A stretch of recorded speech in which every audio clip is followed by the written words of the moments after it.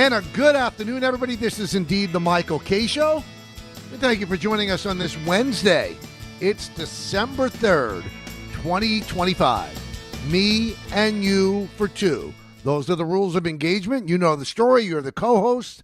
It's the fastest 2 hours in sports talk radio. Thank you so much for joining us. We certainly appreciate it. Sorry I was out yesterday, but I was having a good time. I was having a grand old time yesterday. I was undergoing a colonoscopy, which is always terrific, and I'm glad I got that behind me. Ha, pun intended.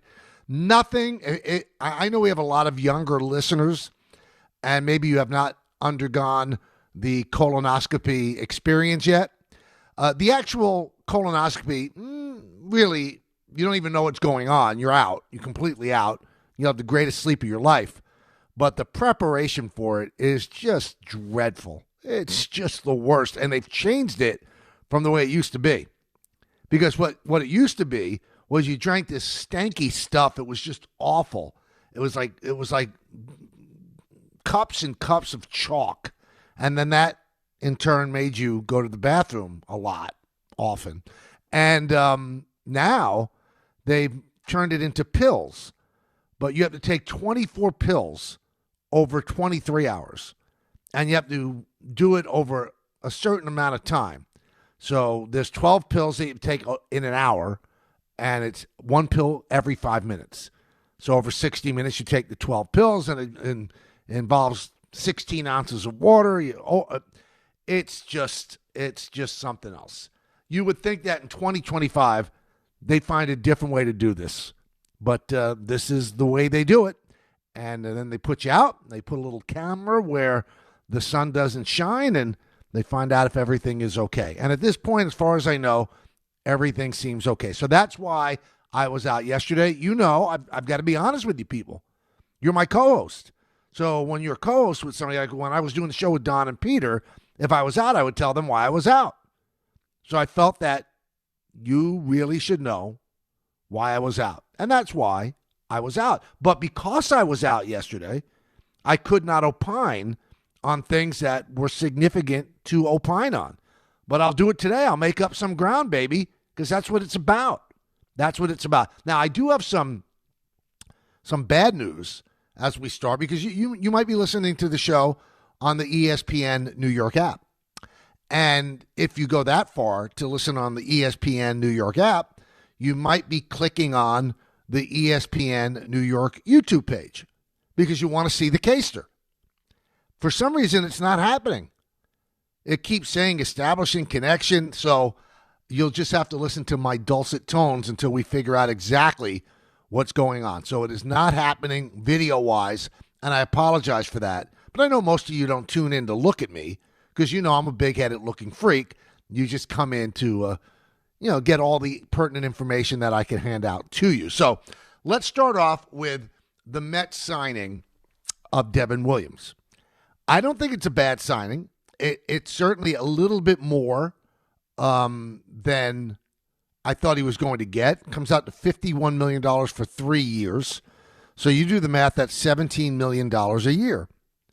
Now, if somebody offered him that, he had become a free agent after his final season in Milwaukee, I'd go, yeah, I get it. Probably a bargain. It's probably a bargain. But he came off a rough season with the Yanks. He lost a closer job twice. He did not seem comfortable at all. Now, I got to give him credit, though.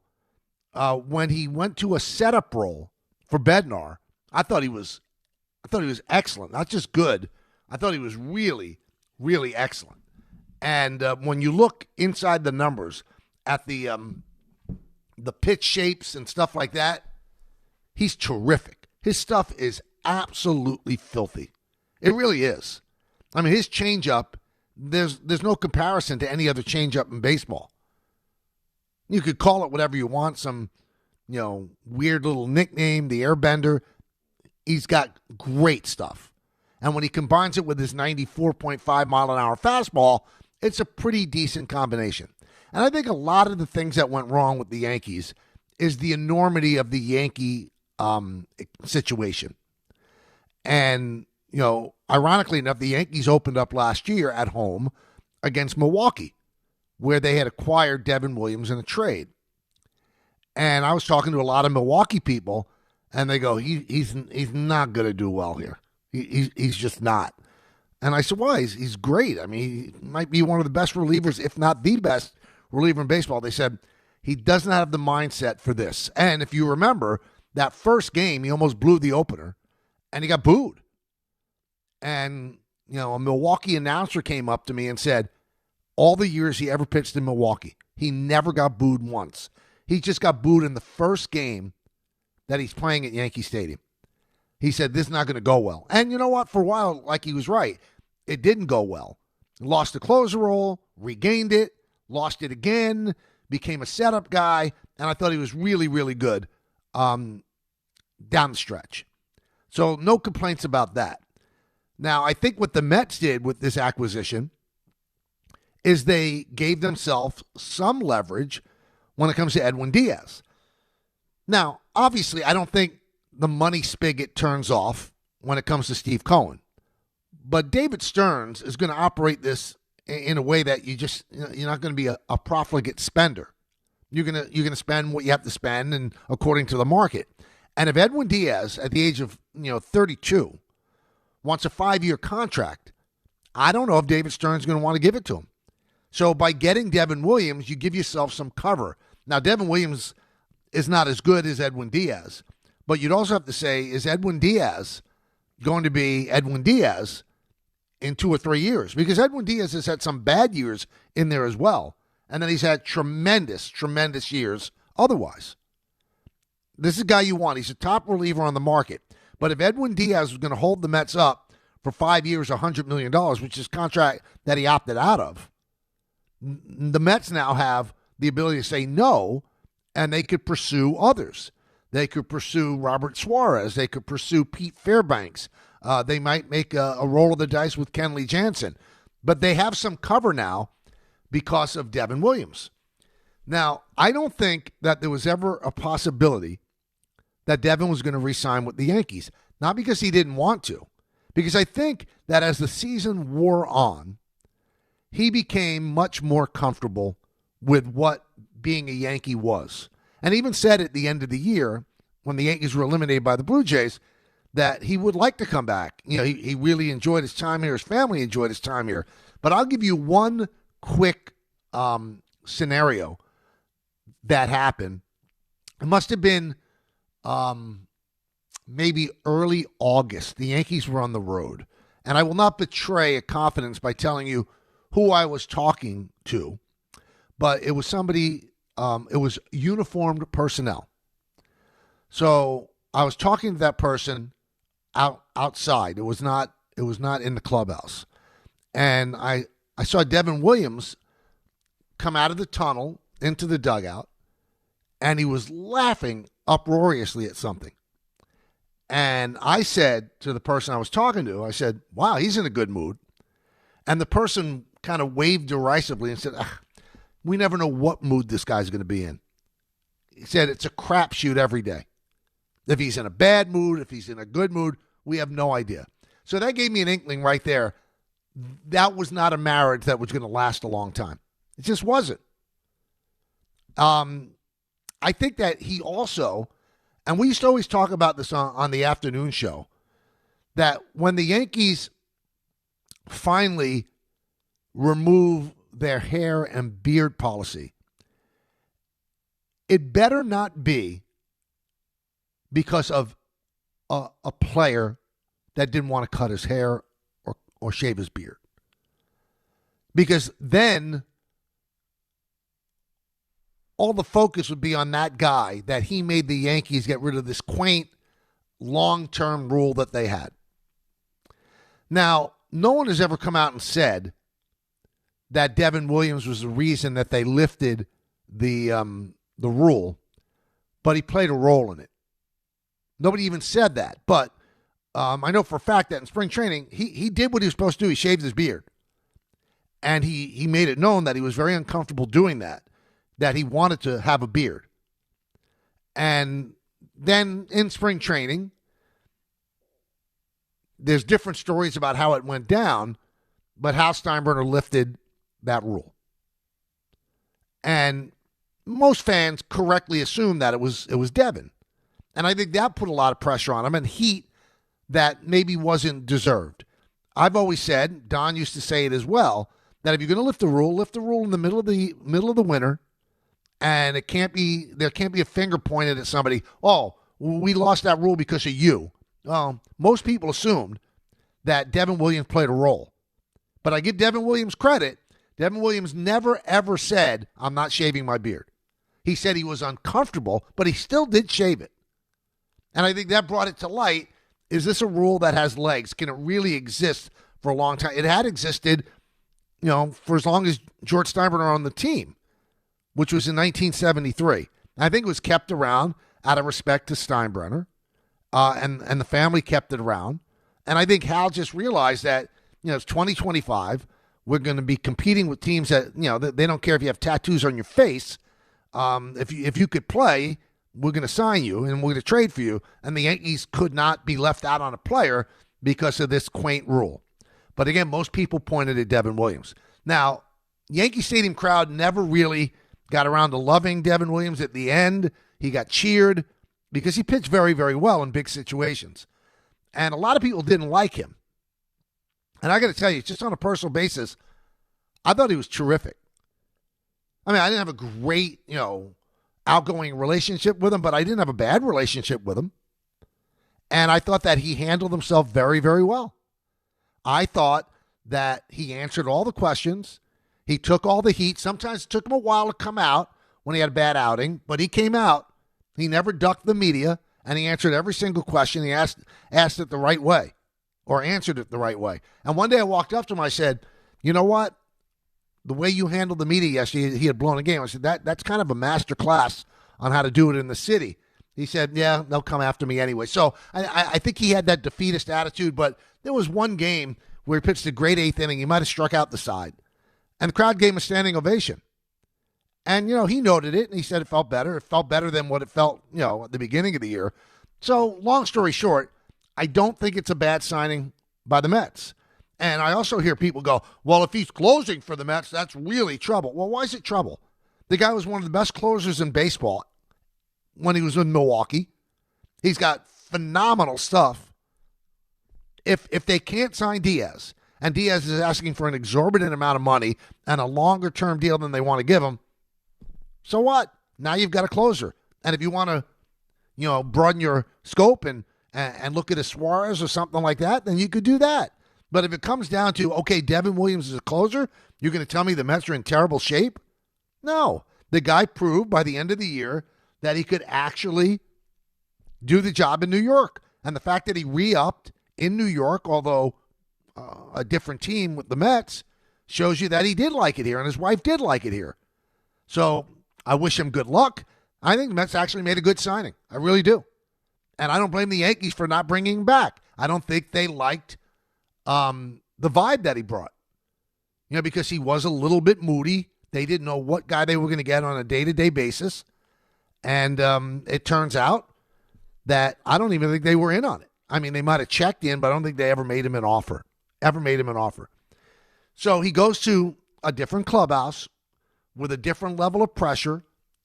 Not that Met fans are going to be easy on him, but Yankee fans could be a little bit tough. Now, another story that came out, and this was kind of over the weekend, where Mike Puma does such a good job covering the Mets for the Post, wrote a story about how Juan Soto and Francisco Lindor didn't seem like they got along that well, and Lindor certainly didn't get along with McNeil.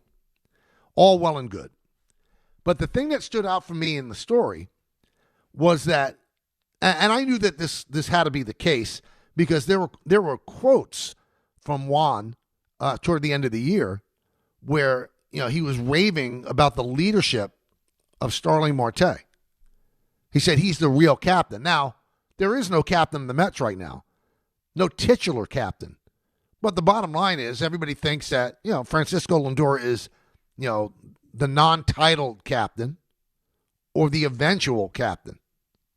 But the fact that Soto went out of his way to say how great Sterling Marte is. He said he's the real captain of the team. I took that as meaning, well, Soto doesn't seem like he's really that much in love with Lindor, and that's okay. I mean, the Oakland A's won 3 championships in a row in the 70s. They all hated each other's guts. And the Yankees won 2 titles in 77 and 78, and there was not exactly a love fest. I mean, Reggie didn't have that many friends on that Yankee team other than Fran Healy, so he was not beloved. And, there was clashing between Reggie and Thurman. But baseball's a sport. You're not throwing passes to somebody. You do your job, you let them do their job, and if you hate each other's guts, it works out, and you could win. But the one thing that jumped out at me from the story that Puma wrote was the reason that Soto doesn't really get along that well with Lindor is Lindor is fun-loving. Always joking around, laughing, whatever the case may be. He's into fashion, all of that. And Soto is very, very serious. Wants to come to the ballpark, prepare, do his job, none of the bells and whistles, doesn't care about fashion, anything like that. Very serious, baseball-minded guy who just wants to play ball, prepare to play ball, and has a way that he prepares to be great. And he doesn't look at Lindor the same way. And here's the thing, and it comes down to when people say it's not about the money, as George Young used to say, it's about the money. Like, I laughed when Lane Kiffin in his press conference said, I don't even know what I'm making. I told my agent, don't even tell me what I'm making. Okay, I'll play along, Lane.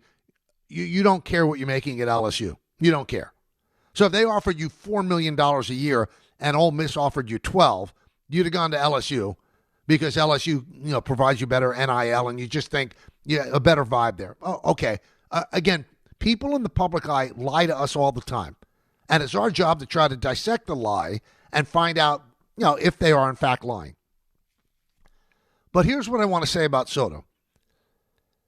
The Yankees historically have always been an incredibly buttoned-up organization. I have a line where I say, it's so apropos that they wear pinstripes. Because, all the big guys on Wall Street or wherever, they wear pinstripe suits. Yankees wear pinstripes. They're very buttoned up. It's very corporate. It's very businesslike. It's not a laugh a minute. Now, I think it's a little bit looser than it used to be, but it's a very serious endeavor from the top to the bottom. That's just the way the place is run. You walk into Citi Field, and it's just got a looser vibe. It does. It just has a looser vibe, and it's always been known as, they're fun. They joke around. They have the OMG and whatever. And it's not a knock. It's just a different feel. But Soto, knowing who Soto is, decided to take the better offer to go to a place that is known as being looser and more loosey-goosey than the place that he left. Because if he was really, going to choose the place that's best suited for a guy who doesn't want distraction, doesn't want the joking around, just wants to prepare for his game, wouldn't the play have been for him to stay with the Yankees? So he goes to the place that's more loosey-goosey, and now, according to Puma's report, he's not all that into that. He just wants to play baseball. He wants to be great. He wants to be the greatest player that he could be. Doesn't it sound a little odd that you choose the Mets, though, over the Yankees? Just saying. Doesn't make sense, right? Doesn't make sense. 1-800-919-3776. That's the number. We are going to talk about the Joe Schoen press conference from yesterday as well. Knicks lost a game to the Celtics. They continue to struggle on the road. They're 3-6. Jalen Brunson had one of the worst games he's had as a Knick. He was dreadful yesterday. Not ripping him. People are going to have bad games. And he had one yesterday. Missed 13 of 17 shots. He was 1 of 8 from three-point land. And the Knicks pulled to within 3 with 2:40 remaining. But when their big gun couldn't do it, They couldn't win. Mikal Bridges played very well. He had 35 points. He looked tremendous. So the Knicks had their 4-game win streak snapped. They will play again tonight, so back-to-backs, and we'll see how they respond to that. 1-800-919-3776. That's the number. And now it's time for the co-host to join in. And we'll start off with a longtime co-host, Moose in Jamaica. Moose. What's going on, Michael? Good afternoon. How are you? I'm great. How you doing? Can't complain. All is well. Good. So, yeah, remember on your previous iteration of the Michael K. Show, I told you, Don, and Peter that in solidarity with the Yankees, as much as I love to let my beard grow and grow my hair, with every haircut every month, I trim the beard to like a light 5 o'clock shadow, go with the mustache like the 70 Yankees, Reggie Jackson, all those dudes. Just to be like, I'm an old school, old soul, sort of. I'm going to go with that look and do that until the season's done, yada, yada. Right? Okay. So when it came to the beard policy changing, I grew my beard like some of the Yankees, Jason Dominguez, I guess Austin Wells when he goes in a struggle. You notice it. Sometimes players will shave their beard when they struggle or let it grow when they're doing well at the plate. They're superstitious. All right, Moose, land the plane. What are you getting to? So when it comes to the whole idea of the beard policy changing because of one player, I don't think Hal did it for one player. I think it was to move the organization forward to allowing the players to express themselves so they can feel more comfortable when performing. I think that was the bigger picture in mind as opposed to signing a player or not signing a player. It's more about the players we have or the players coming up. I'm not saying feeling more Moose, comfortable. I'm not saying, and boy, a very verbose co-host today. I'm not saying that it was specific to Devin Williams, but he was part of it. I laugh at that nonsense. Let players express themselves. They went to the World Series the previous year. Did they express themselves properly then when they weren't allowed to have beards? You need a beard to express yourself properly? Johnny Damon got his hair cut and his beard shaved when he became a Yankee. Oh, yeah, they won a championship in 2009. Randy Johnson, who used that long hair as part of an intimidation tactic his whole career, got his hair cut really short when he came to the Yankees. Jason Giambi, the same thing. Nonsense. I think it was spurred by Devin Williams making it known that he was not comfortable. He did it, though. That's why I don't blame Devin Williams. I think that was the tipping point. That was the tipping point where the Yankees said there might be an issue here moving forward. But please don't tell me about expressing themselves. It makes me throw up in my mouth. It really does. They all were well kept and shaven and haircut in 2024, and they went to Game 5 of the World Series. So in order to get those extra 3 wins, they needed to grow beard. How'd the beards work out last year for them? How? How'd it work out? Not that great. They got eliminated by the Blue Jays with their beards and their long hair. Nonsense. Come on. Every walk of life, every job, there's certain ways that you have to comport yourself. There's certain ways that you have to groom yourself. There just are. And if you don't want to do it, then you don't do it. The problem is that in baseball, you have choices. You could go someplace where they actually will allow you to do that. And that's what the Yankees had a way. But express yourself. People express themselves because they have a beard or long hair. Let's go to Rob in Brooklyn. Rob. Hey, Michael. How you doing? Good. To me, it doesn't make sense why this would be an issue with Soto and Lindor. Like, I'm wildly different than a lot of my friends. We get along just fine. I don't get why you can't just both have your own methods. One guy likes to have fun. One guy likes to be a little bit more serious. And you both just go be good baseball players. Why does it have to? But Rob, that's a great point, and I think that's exactly what happened. And the story, it was like they were not tight. Doesn't mean that they hated each other's guts, but they weren't tight. All right, that's good that they don't hate each other. It just seems like, it's like you don't have the ability to be flexible and let somebody be the person that they are so that they can perform. You know what I mean? Like, they just need to just play baseball with each other. It'll be fine. I thought the more problematic thing, Rob, was between McNeil and Lindor. I mean, that seemed to be a real agitation. You know, a couple of years prior, they allegedly fought over something. And then, according to Puma, they butted heads again. But in terms of, you know, it wasn't even a throwaway line, but it was a part of the story that, you know, Soto and Lindor they're not kindred spirits. But the whole story, if it's true, and I trust Mike Puma, you left a place that is exactly the way you want to be. Buttoned up, businesslike, all baseball, no nonsense, no silly little traditions or anything like that, no grimace, nothing like that, no OMG, no Timmy Trumpet. And again, there's nothing wrong with that. But he knew that was part of the Mets. The Mets have always been the looser, younger brother to the Yankees. Sometimes it works, sometimes it doesn't. I mean, those Jeter teams that won those championships, that was one of the reasons that they brought in CeCe.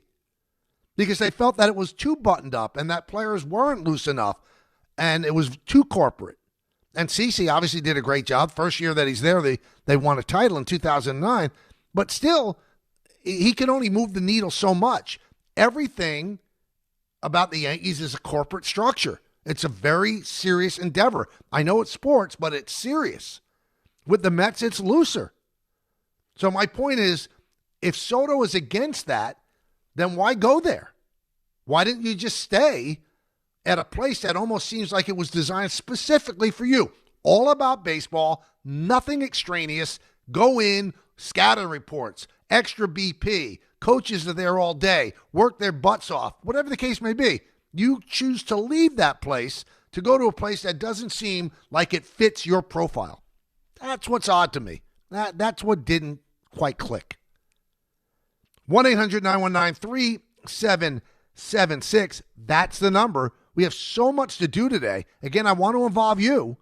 So I hope that you could join us. Again, 1-800-919-3776.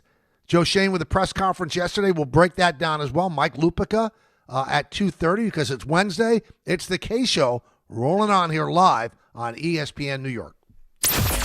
Wednesday with Don, Hahn, and Rosenberg. Will anyone in the Giants regime survive into next year? And obviously that was the case with what was going on with, what happened with Vrabel when he was down in Tennessee as opposed to what's happening within the New England right now, because the Giants have to try and figure out a way to get that kind of result, get that kind of chemistry, get that kind of synergy going within the walls of that building with whoever is going to be the head coach in 2026. Don, Hahn, and Rosenberg today at 3 on ESPN New York and streaming live on YouTube. 1-877 Cars for Kids. KARS Cars for Kids. 1-877 Cars for Kids. Donate your car today. 1-877 Cars for Kids. Donate your car today. Ready to get rid of that old car? Donate it to Cars for Kids. Call 1-877-CARS-FOR-KIDS to reach a friendly live agent. Donation's super easy, and your car can be picked up as soon as tomorrow. Call us now, 1-877-CARS-FOR-KIDS. That's Cars with a K to donate your car today. 1-877 Cars for Kids. KARS Cars for Kids. 1-877 Cars for Kids. Donate your car today. Hurry! It's your last chance to donate for 2025. Last chance! Donate now for a 2025 tax deduction. Listen up, New York. It's football season, and you should be out there enjoying every play, every tailgate, every moment. But if you're dealing with neck pain, back pain, joint pain, or sciatica, even getting off the couch can feel like a challenge. That's where Dr. J. Shaw at Sandwell Pain comes in. He's one of New Jersey's top pain specialists, Ivy League trained, double board certified, and dedicated to getting you back in the game. Here's the difference. No surgery, no scars, no long recovery, no pain medication. Just precise, non-surgical, image-guided procedures that get real results. Dr. Shaw treats everything from neck pain, back pain, migraines, nerve pain, and chronic joint pain. And he builds a custom game plan that's right for you. Same-day or next-day appointments are available with offices in Woodbridge, Livingston, and Inglewood. And yes, most major insurances are accepted. So don't let pain keep you on the sidelines this season. Go to SamwellPain.com to call, text, or book online. Relief is closer than you think, and it starts today. Dave Rothenberg here to tell you about my friends at Bathfitter. They converted my kid's bath to a shower and did an incredible job. They offer custom bath renovations, including their unique PermaFit solution for a watertight fit, and it's done in just one day. It's durable and easy to clean with no demo or mess and a lower cost than a standard replacement. Take advantage of the biggest sale of the entire year. Save up to $800 on a complete Bathfitter system. See their website or call for details and start designing your bath today at bathfitter.com. For over 100 years, Slomin's has been your trusted partner in comfort. When it comes to home heating oil, we deliver more than just quality fuel. We deliver peace of mind. With price protection, automatic deliveries, 24/7 service, and up to 30 days to pay your invoice. Our dedicated team is just a call away, ensuring you stay warm and comfortable all winter long. Slomin's, New York and New Jersey's largest heating oil provider, proudly serving our community for generations. Give us a call today at 866-GET-HEAT or visit oil.slomins.com. Every aspect of your business will operate better and faster with artificial intelligence. AI is a race, and companies that act first will win. Thrive Managed AI is your advantage over all your competitors. Thrive partners with you on a smart, secure AI strategy for your business. Then they deploy and manage it for you. Be first and win the race with Thrive Managed AI. Start with a complimentary strategy consultation at thrivenextgen.com/ESPN. That's thrivenextgen.com/ESPN. Some stages celebrate. This one tests everything. Every drive, every approach, every putt. Pressure builds. Resilience matters. And history waits for the bold. In June, the 2026 U.S. Open Championship returns to the Hamptons at the iconic Shinnecock Hills Golf Club. Experience the world's best golfers competing on one of the sport's most storied stages. Don't just watch greatness, experience it live at the 126th U.S. Open. Daily tickets are available now on SeatGeek. The holidays are rolling in, and if men in your life are struggling with their holiday wish list, tell them to add Manscaped to make gift-giving easy, fun, and completely stress-free this year. From the beard hedger to the lawnmower trimmer, Manscaped's precision tools keep you looking sharp, feeling confident, and ready for every event and celebration all season long. These aren't just stocking stuffers, they're upgrades for your daily routine. And right now at Target, you can save 20% on the Lawnmower 4 and 3 kits, Handyman, and the Beard Hedger. Hurry up, supplies won't last long. At AT&T, we guarantee our network so you can talk college football with your BFF while taking Buster to the vet.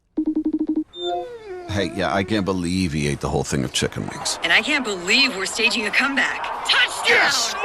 Staying connected matters. That's why in the rare event of a network outage, you'll automatically get a bill credit for a full day's service. For wireless downtime lasting 60 minutes or more caused by a single incident impacting 10 or more towers, must be connected to impacted tower at onset of outage. Restrictions and exclusions apply. See att.com/guarantee for full details.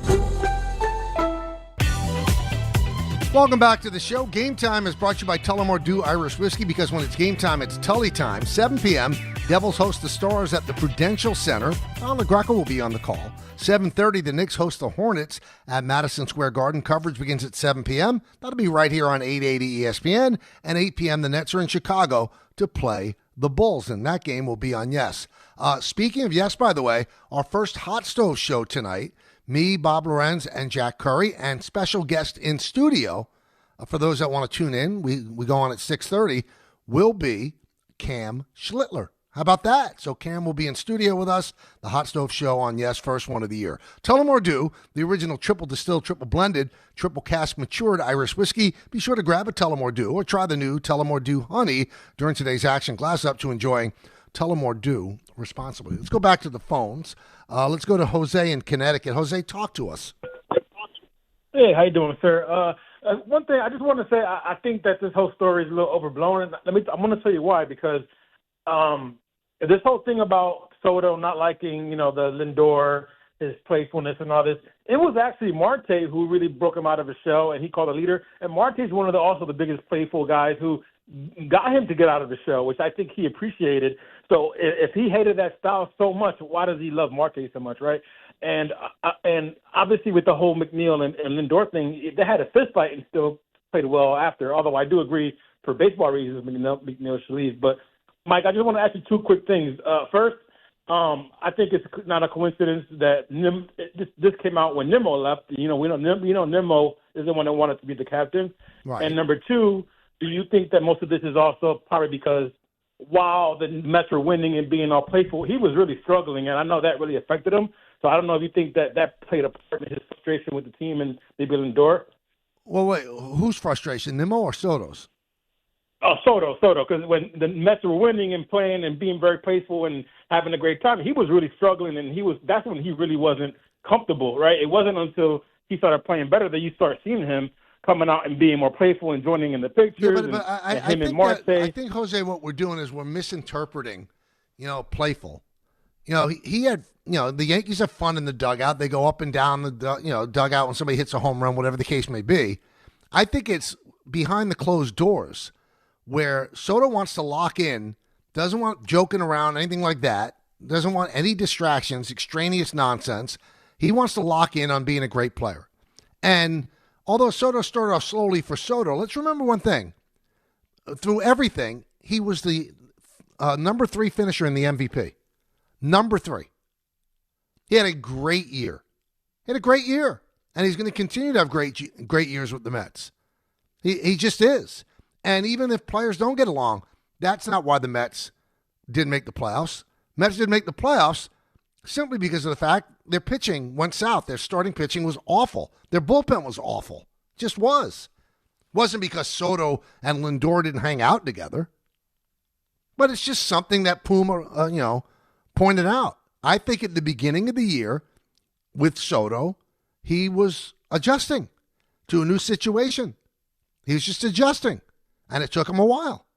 And he still finished 3rd in the MVP voting. 3rd. So Juan Soto is one of the least problems that the Mets have, if it's a problem at all. I don't think it's a problem at all. They'll always love the fact that they signed this guy.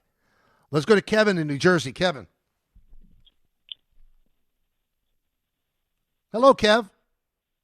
Hey, how's it going, Michael? Good. How are you? I'm great. First-time caller. Big fan of yours. Oh, thank you, man. Thanks for calling. Listen, I have a question and it just doesn't really make much sense to me. Given that Howe is already kind of acknowledged that he doesn't want to go over a $300 million budget, given we still don't even have an outfielder, how does that affect our bullpen now? Because, we didn't tender a lot, they non-tendered a lot of guys. So won't that affect, don't you think we would go over? Or don't you think that would affect? Kevin, he said it would be ideal for them to be under 300. Ideal. They're going to be over 300. They're not going to be able to put together a team that's going to be as good as last year's team that won 94 games unless they go over 300. I mean, that's all there is to it. So they're at 279 now. So let's say that they sign Bellinger. Probably going to be $25 to $30 million a year. Boom, they're over 300. They're going to go over 300. He never said that they were going to be under. He said it would be ideal. It would be ideal. It would be ideal for my wife if I look like George Clooney. I don't. So it would be ideal for them to get under that final threshold. I don't think it's going to happen. I think the milk is out of the udder. The horse is out of the barn. The toothpaste is out of the tube. You're not going to get it back in. It's going to be hard to reset. You have too many big contracts on that team in order to put a full-fledged team out there with an under $300 million payroll. You got the money that you're paying Cole, Rodon, Fried, Judge, Stanton, now $22 million on Grisham. It's impossible. It's impossible to be under 300 and field the team as good as last year. It just is. Frederick in Savannah. Frederick. Hey, Michael. Thanks for taking my call. You got it. I was listening to you. I really agree with you on the beard rule. And I have a Yankee jersey, and when I put it on, I walk out, and I feel like $1 million.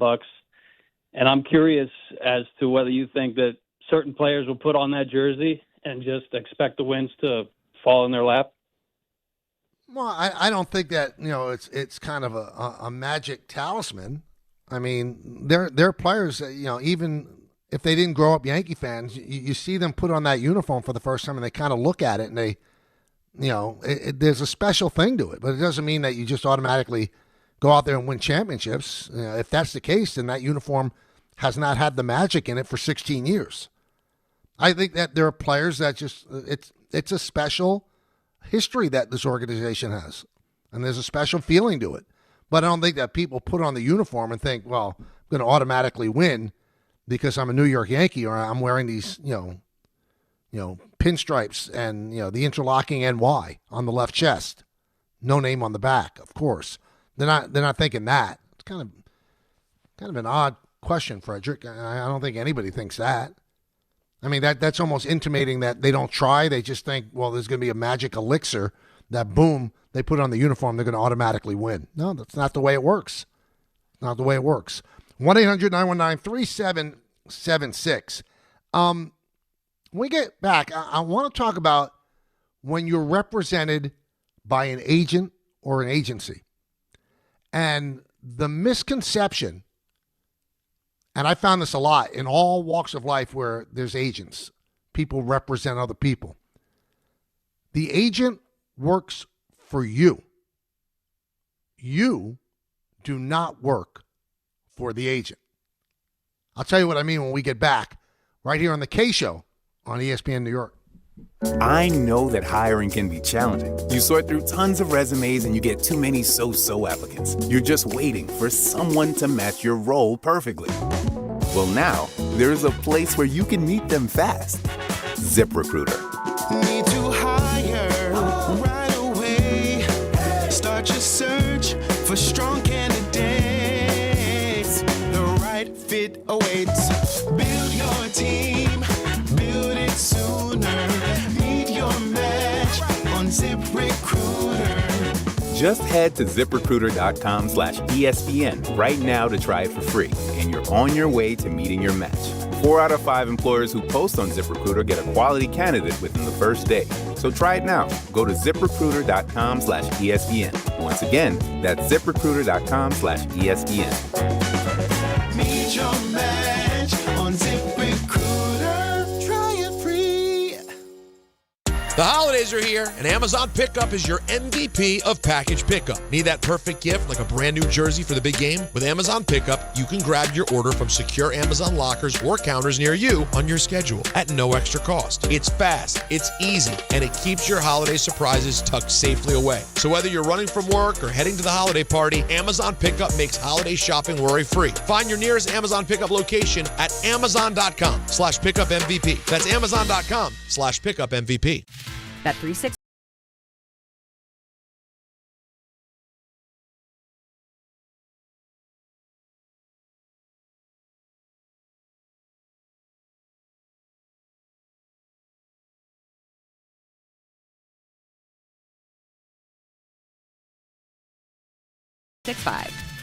Gambling problem? Call 1-800-GAMBLER. 21 plus only. Must be physically located in New Jersey. T&Cs apply.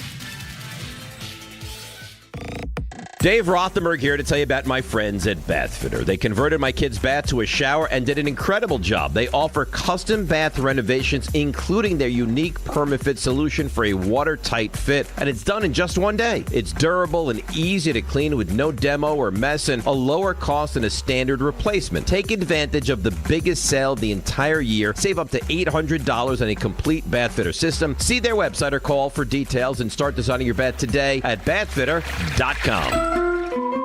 At Uline, they know firsthand the road to success is an uphill climb. Uline started in the family basement, and through hard work is now North America's most trusted shipping and industrial supplier. They get what it means to have the support of reliable, hardworking partners. So they keep 41,000 items ready to ship. Whether your company is still in a basement office or expanding cross-country, Uline will be there on your road to success. Visit uline.com. Your ambition just met its match with Robinhood.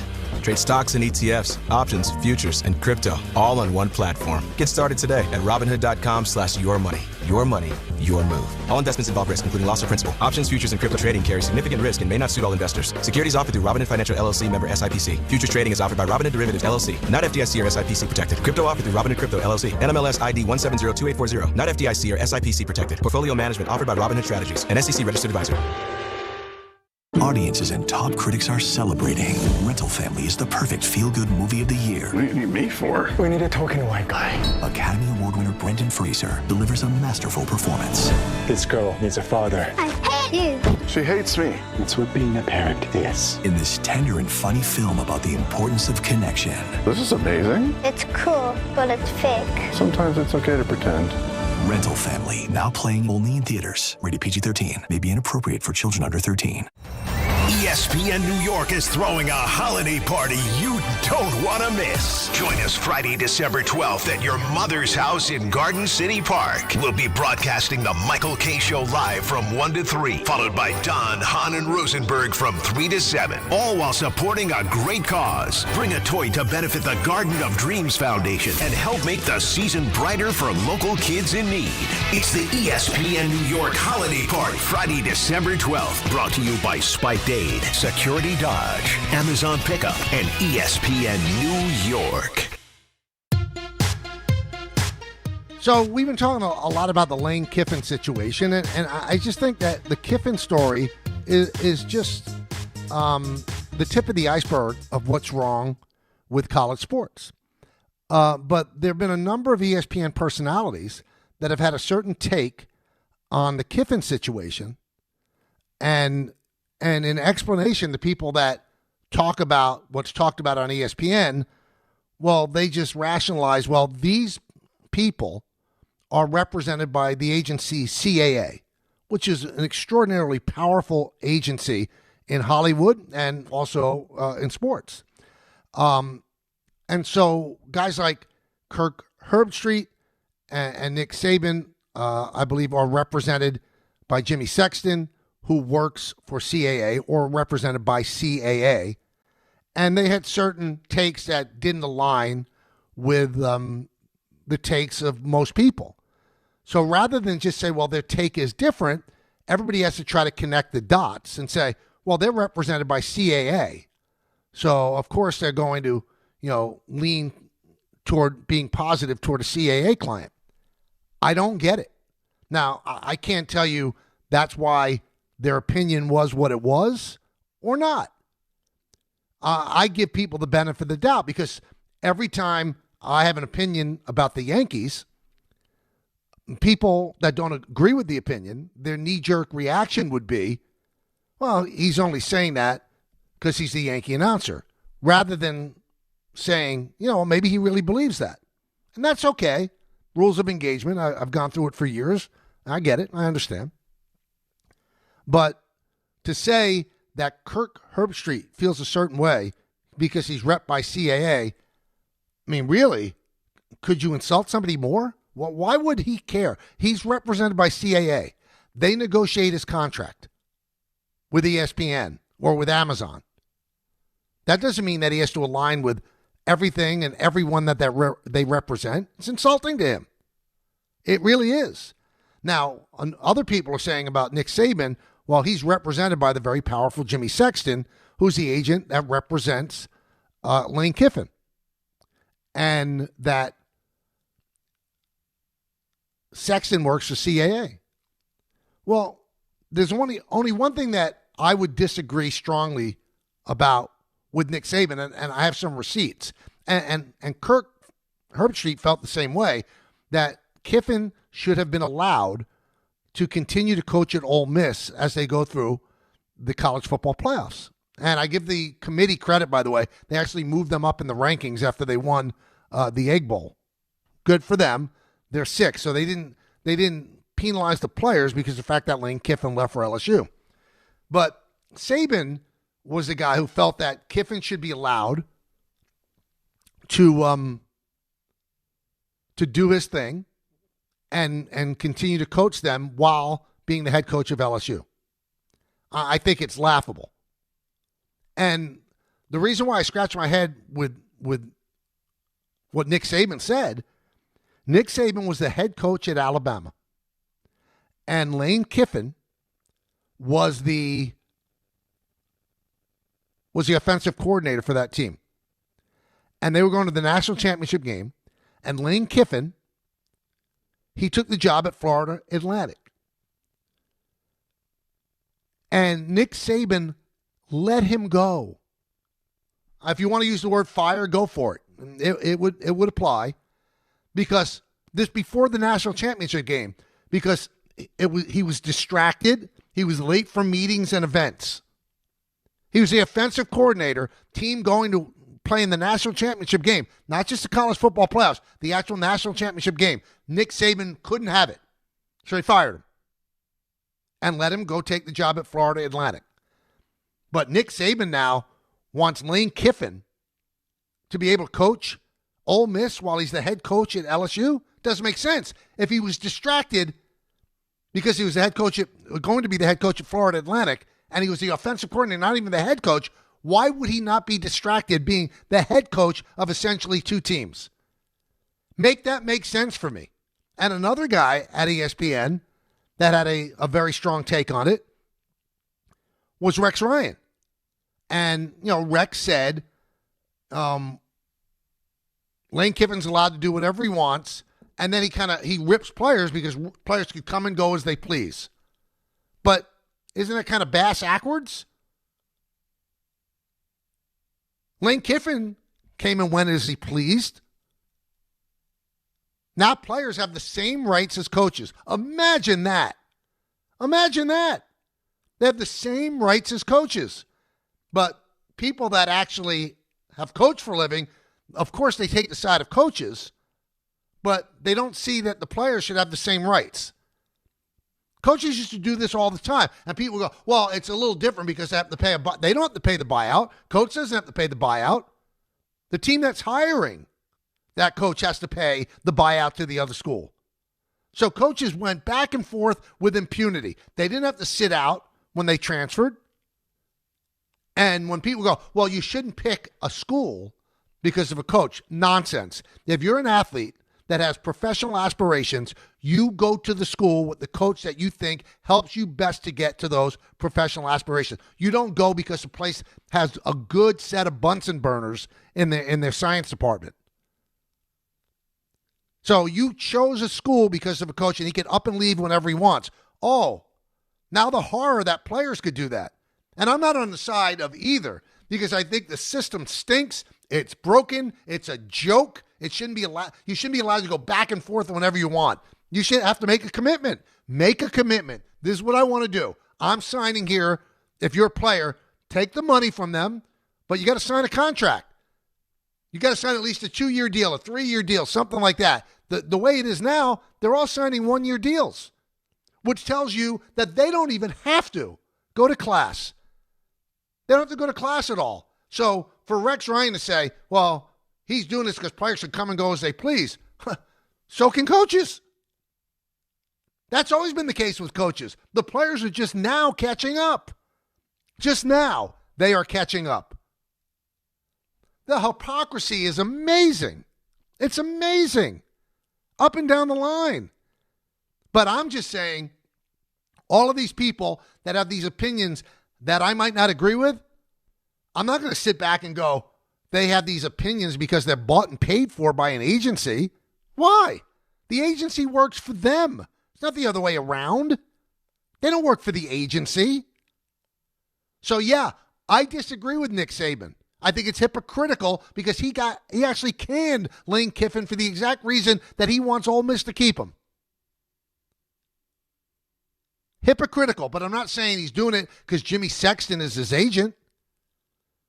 And Kirk Herbstreit felt that Kiffin should be allowed to remain coach through the college. I don't agree with Kirk, but I'm not going to insult him by saying that the only reason he has that opinion is because the people that negotiated his contract are the same people that negotiated the contract for Sexton. Why? Why would you be beholden to them? Again, you employ them. They work for you. Not the other way around. I've never understood that. how players sometimes are beholden to agents as if they're working for the agent. No. The agent is actually a parasite. And I hate to say it, but they're taking 10% of your money for nothing other than the time they get in to negotiate your deal. But if an agent comes in and negotiates a 5-year deal for you, right? So they might put in that work going back and forth, getting the right numbers, putting the stuff down on paper. So the billable hours, if they were just a lawyer, even if it's 20 hours, 30 hours, they're getting 10% of all the money you earn over the next 5 years. And they are gone. They're pretty much out of the picture after they do that contract. That's why they're ticks.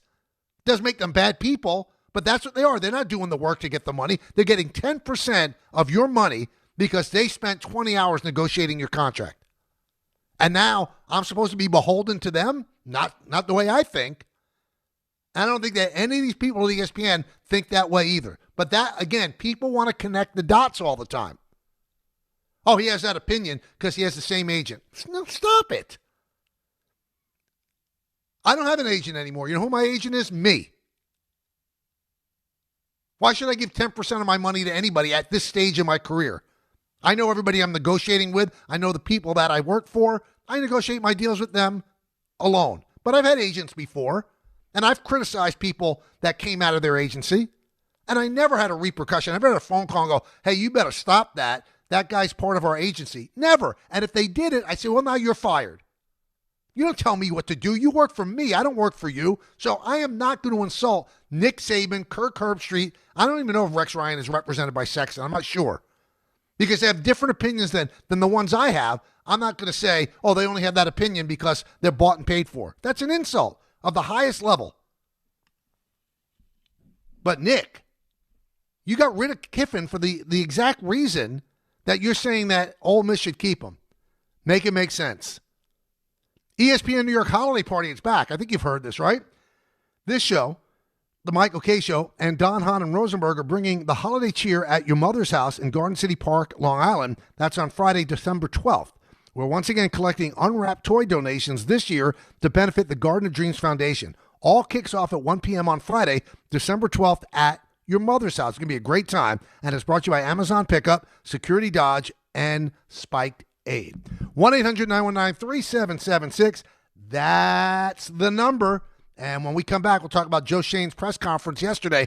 Doesn't really feel, I don't know if you guys feel differently, doesn't feel like it's a sure thing that he's going to be back as the GM of the Giants next year. We'll talk about it, the K Show, right here on ESPN New York.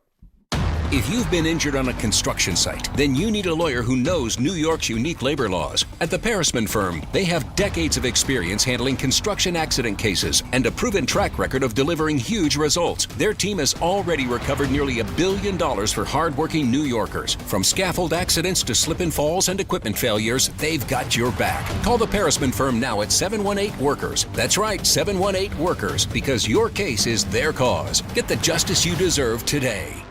Gotham City football is coming. Be at MetLife Stadium for Week 14 as the New York Jets face the Miami Dolphins for the team's first ever rivalries game on Sunday, December 7th at 1 p.m., presented by Avery Dennison. Fans in attendance will receive a Rivalries rally towel while supplies last. Lock in your seats now at nyjets.com/tickets. Once again, that's nyjets.com/tickets.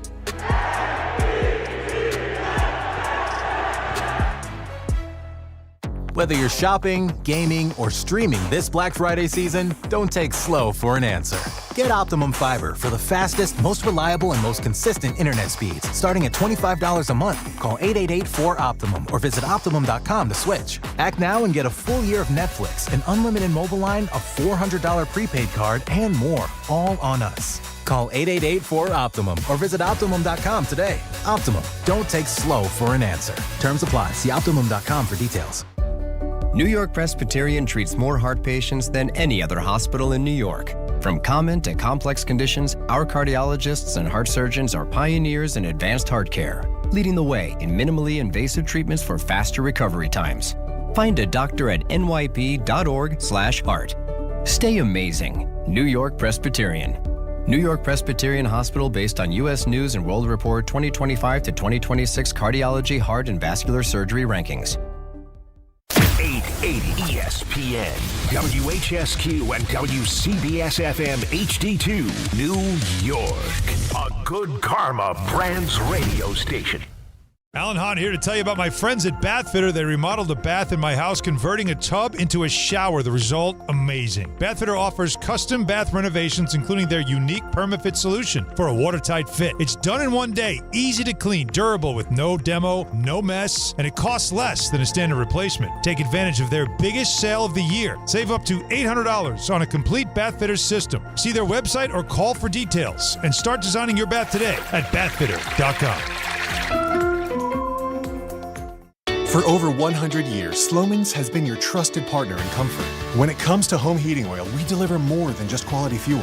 We deliver peace of mind.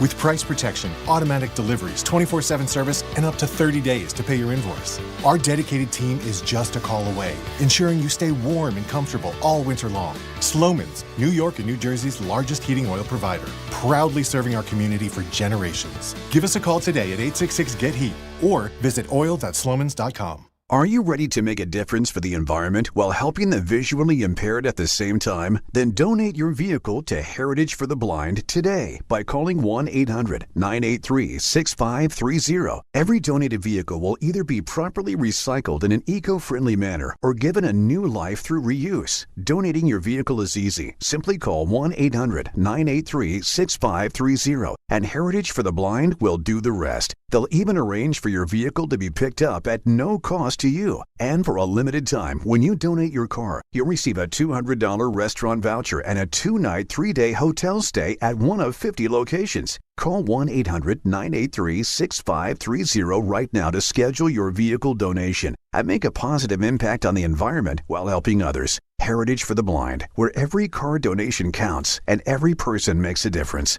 Call 1-800-983-6530 now. This advertisement is paid for by Heritage for the Blind. Welcome back to the show. Mike Lupica at 2:30. All right, so yesterday Joe Schoen, the GM of the Giants, spoke. It's one of the most ridiculous and hackneyed traditions in football, and they're allowed to get away with it. Well, the GM only talks on the bye week. What? Why? Who made that rule? Who died and made you media god? It's amazing to me that yesterday is the first day that Joe Schoen spoke when his coach was fired 3 weeks ago, and he didn't have to say a word. It's amazing. But they say, we only speak week of the bye week. So the Giant bye week is late, and you have to wait till now to have the GM speak about a season that's unspeakable, by the way. Baseball's just different. Something happens with the Yankees. Brian Cashman is always available. Something happens with the Mets. David Stern speaks about it. But football, just above and beyond any reproach. Although, Leon Rose says, hold my beer. He has not spoken in years. And again, it's allowed to happen. The league allows it to happen. Fans don't care, so I'm not going to waste my breath.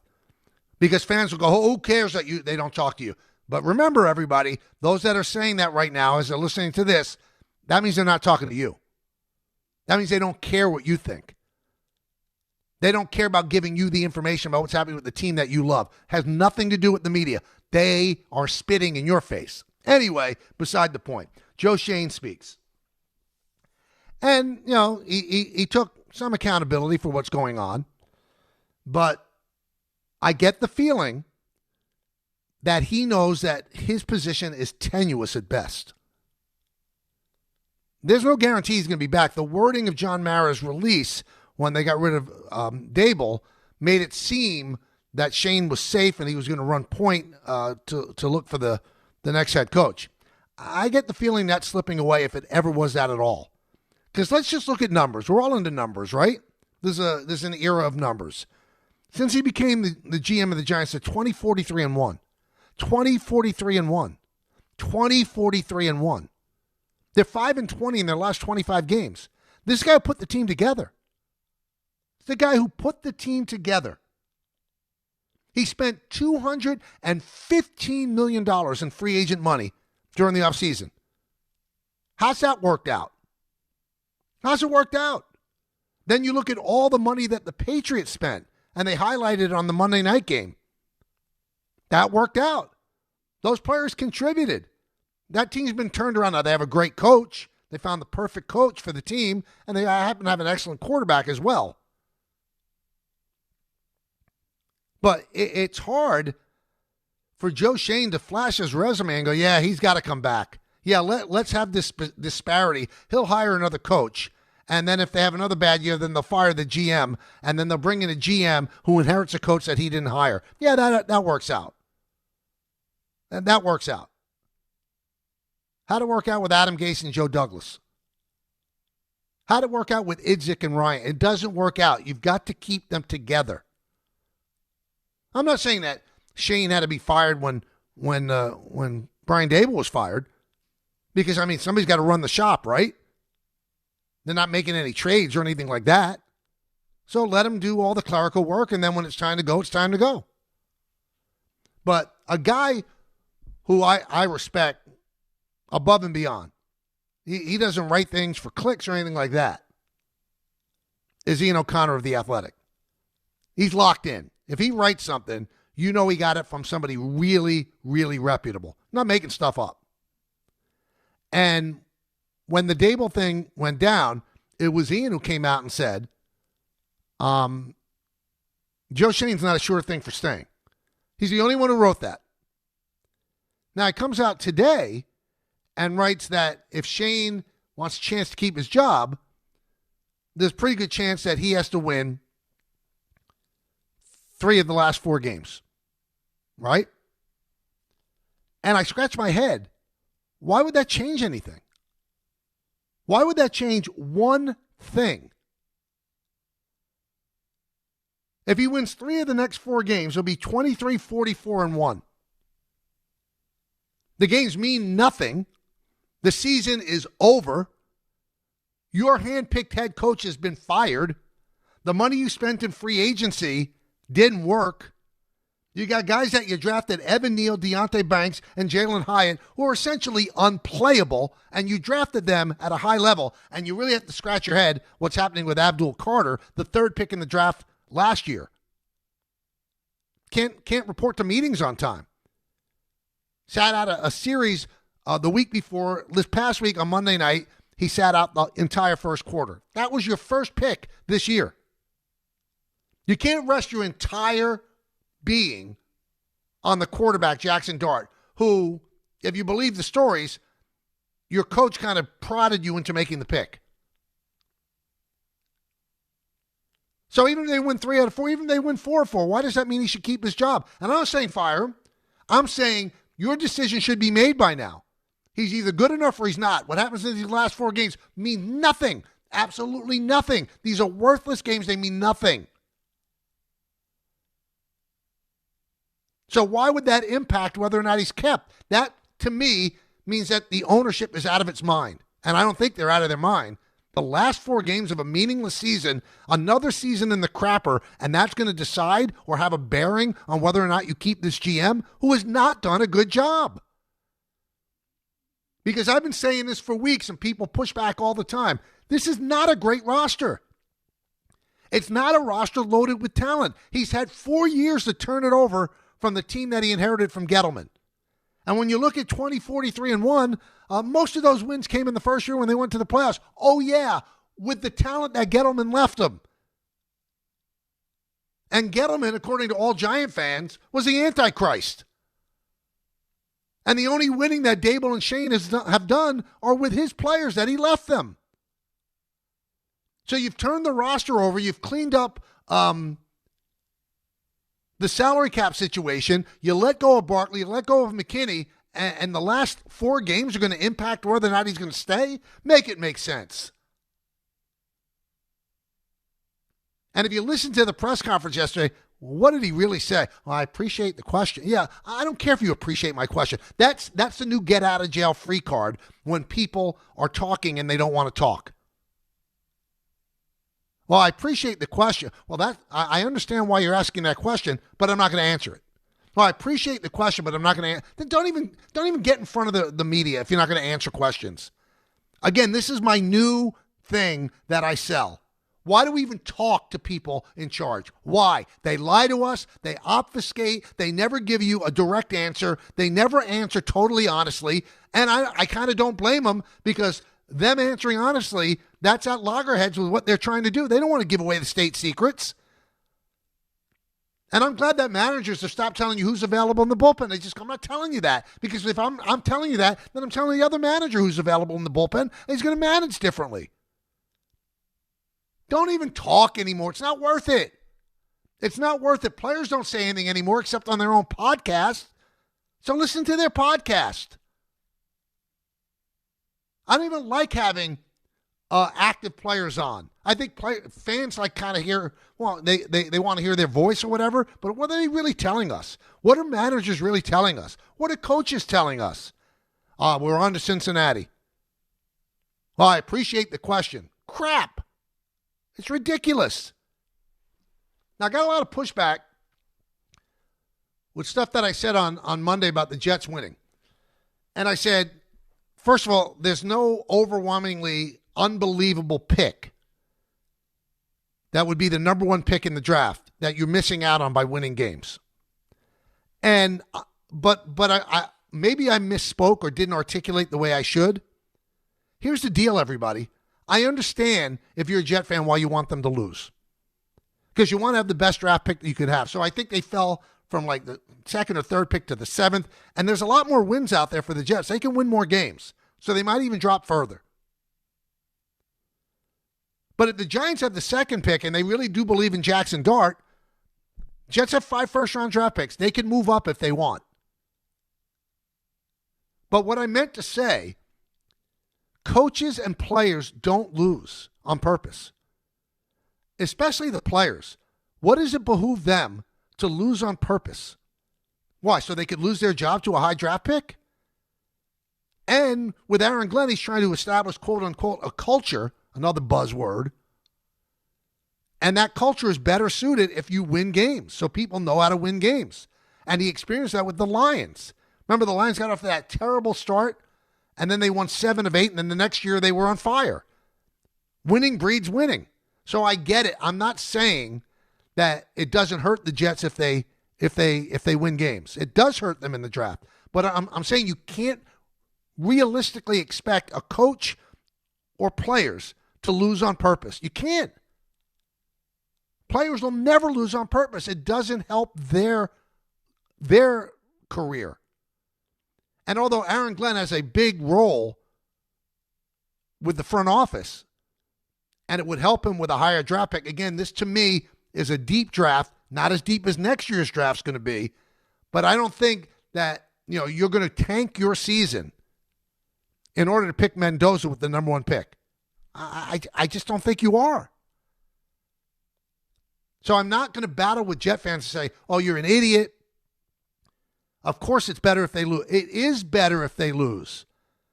But you can't expect them to lose on purpose. They're not going to do it, nor should they. Nor should they.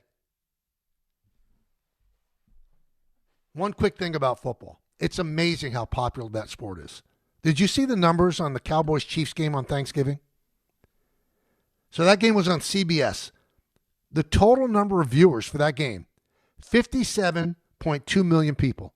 That's the highest rated NFL game in the regular season of all time. A regular season game. Now, the Chiefs have become a very popular team with all their winning and Patrick Mahomes and Travis Kelce and the like. And the Cowboys are the Cowboys, so it was a perfect storm for CBS to get a big number. But take a look at the Packers and the Lions on Fox. That was 47.7 million. Football is king. King.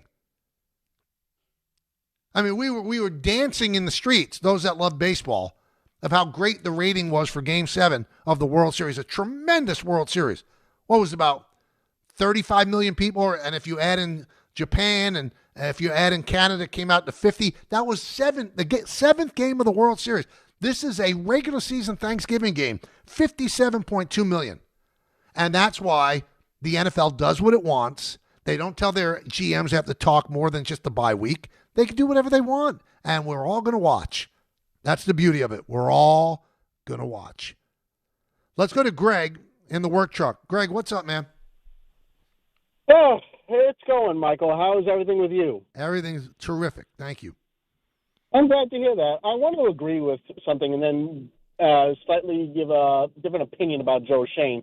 First of all, I want to agree that players and coaches aren't going to lose.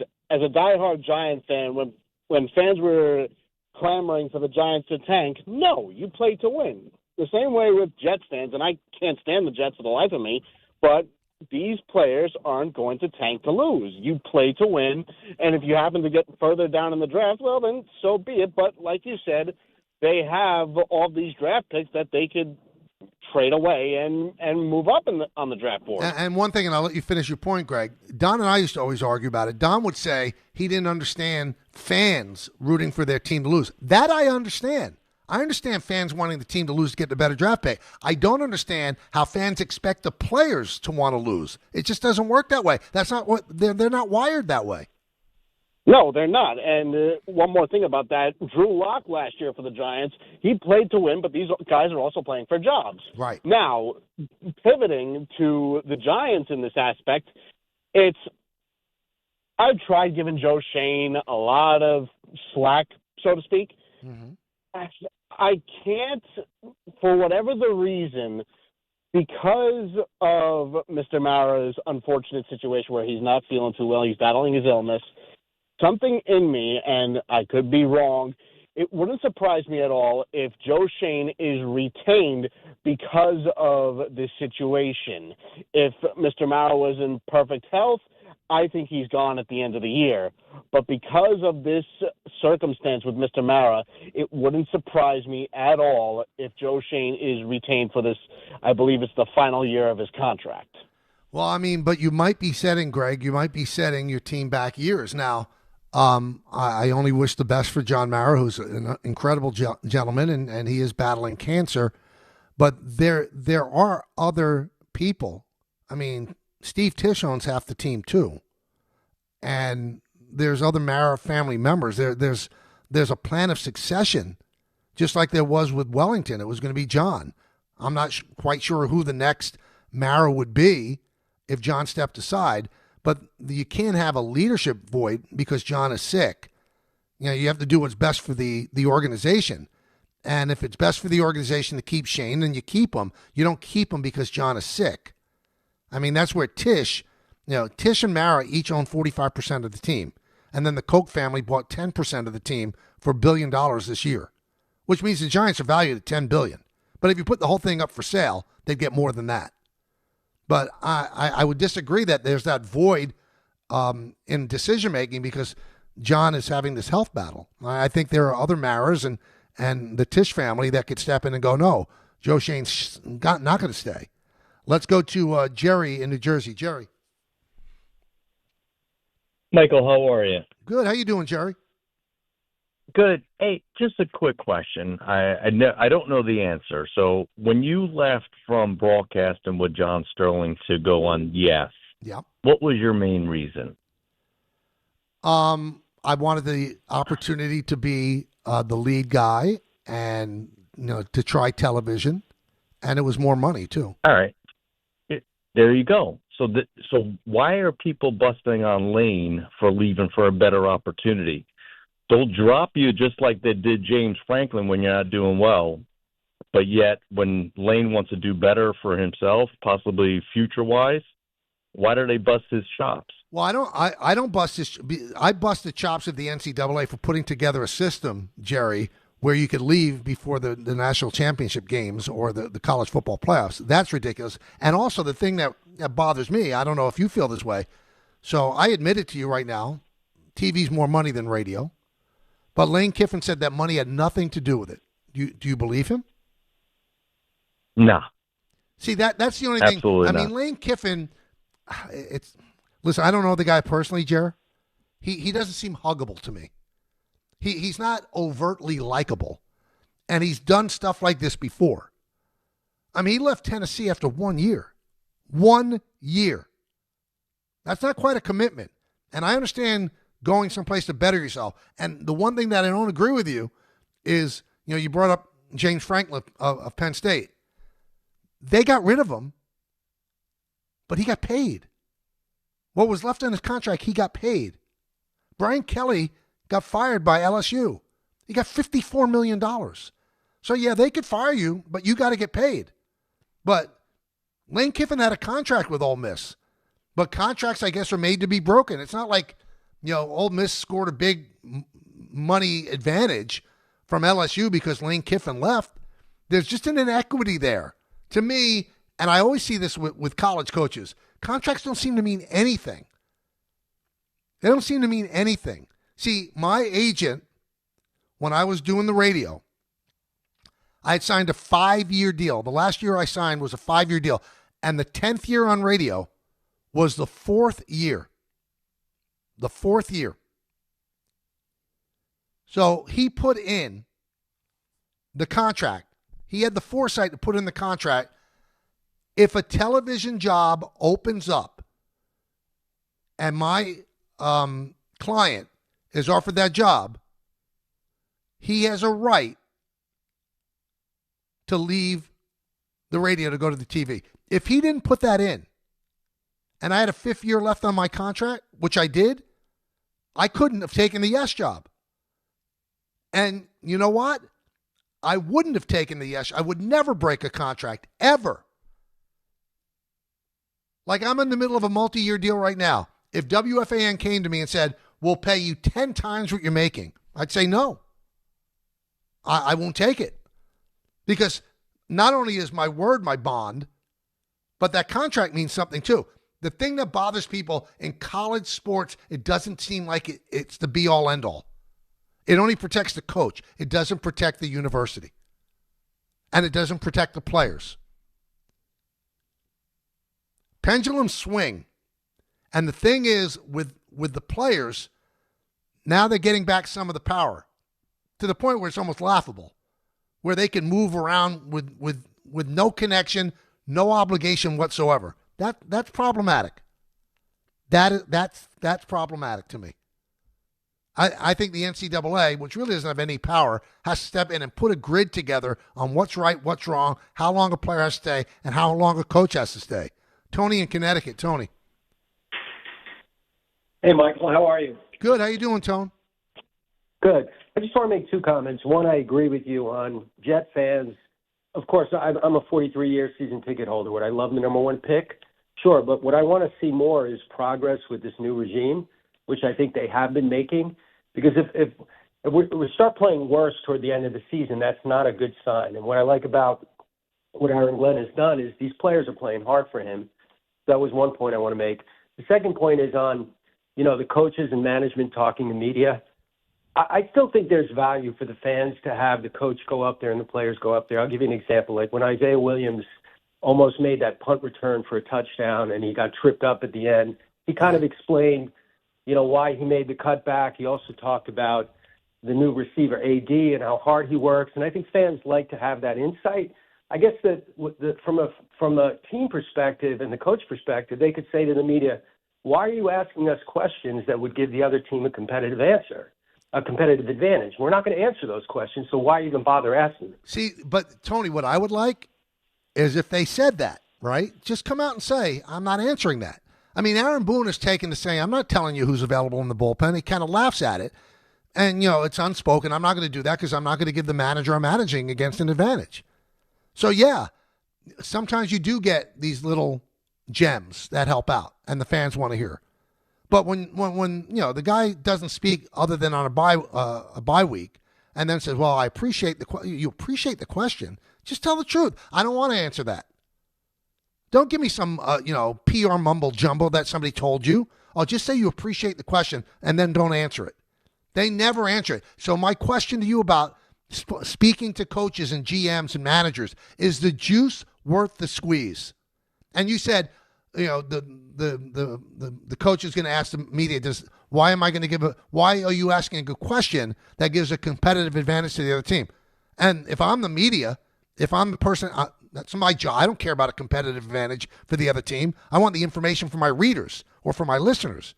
So everybody's at cross purposes. That's the problem. The media wants to find out stuff that you don't want them to find out. So you don't answer the question. So don't even go up there and ask. Don't even have press conferences if you know you're going to insult everybody's intelligence. Well, I appreciate the question. No, you don't. You hate the question. You don't want to answer it.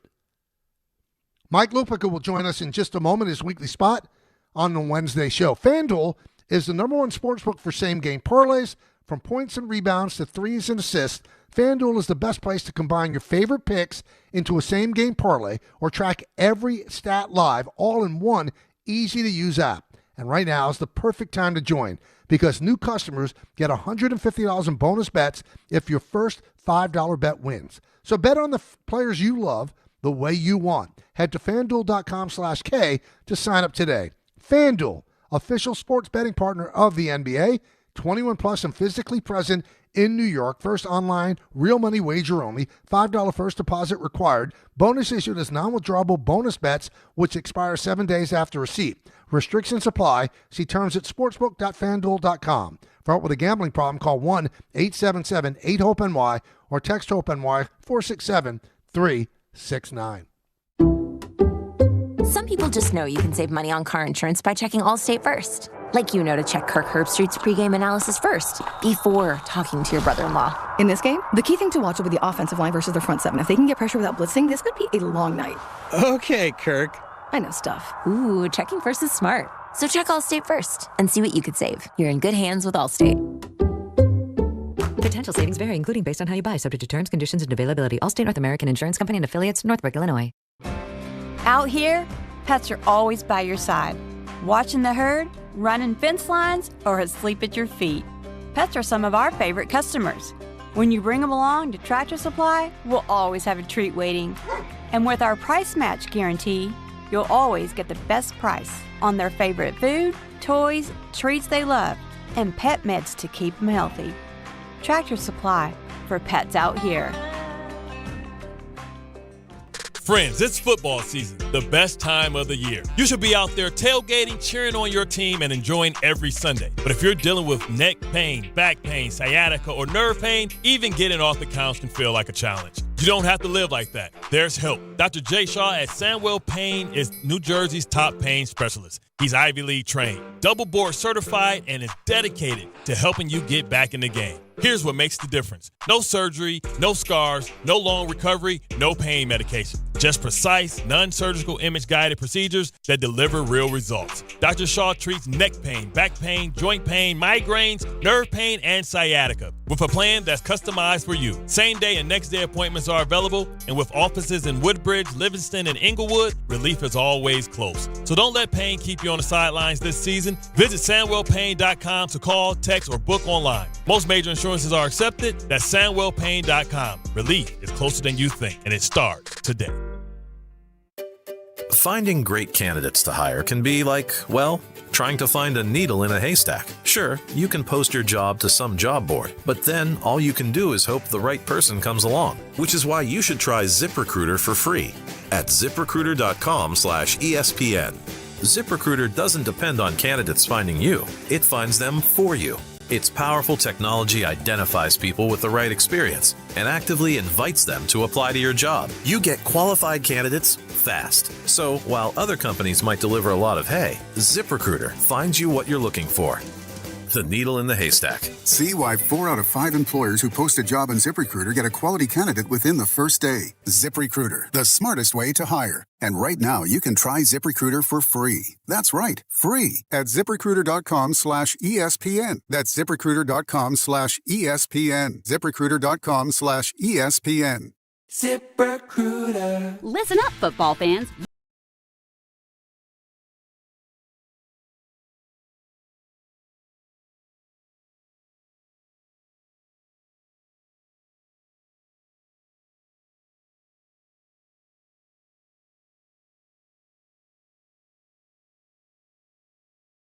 Never ordinary at Bet365. Gambling problem? Call 1-800-GAMBLER. 21 plus only. Must be physically located in New Jersey. T&Cs apply. In-app only.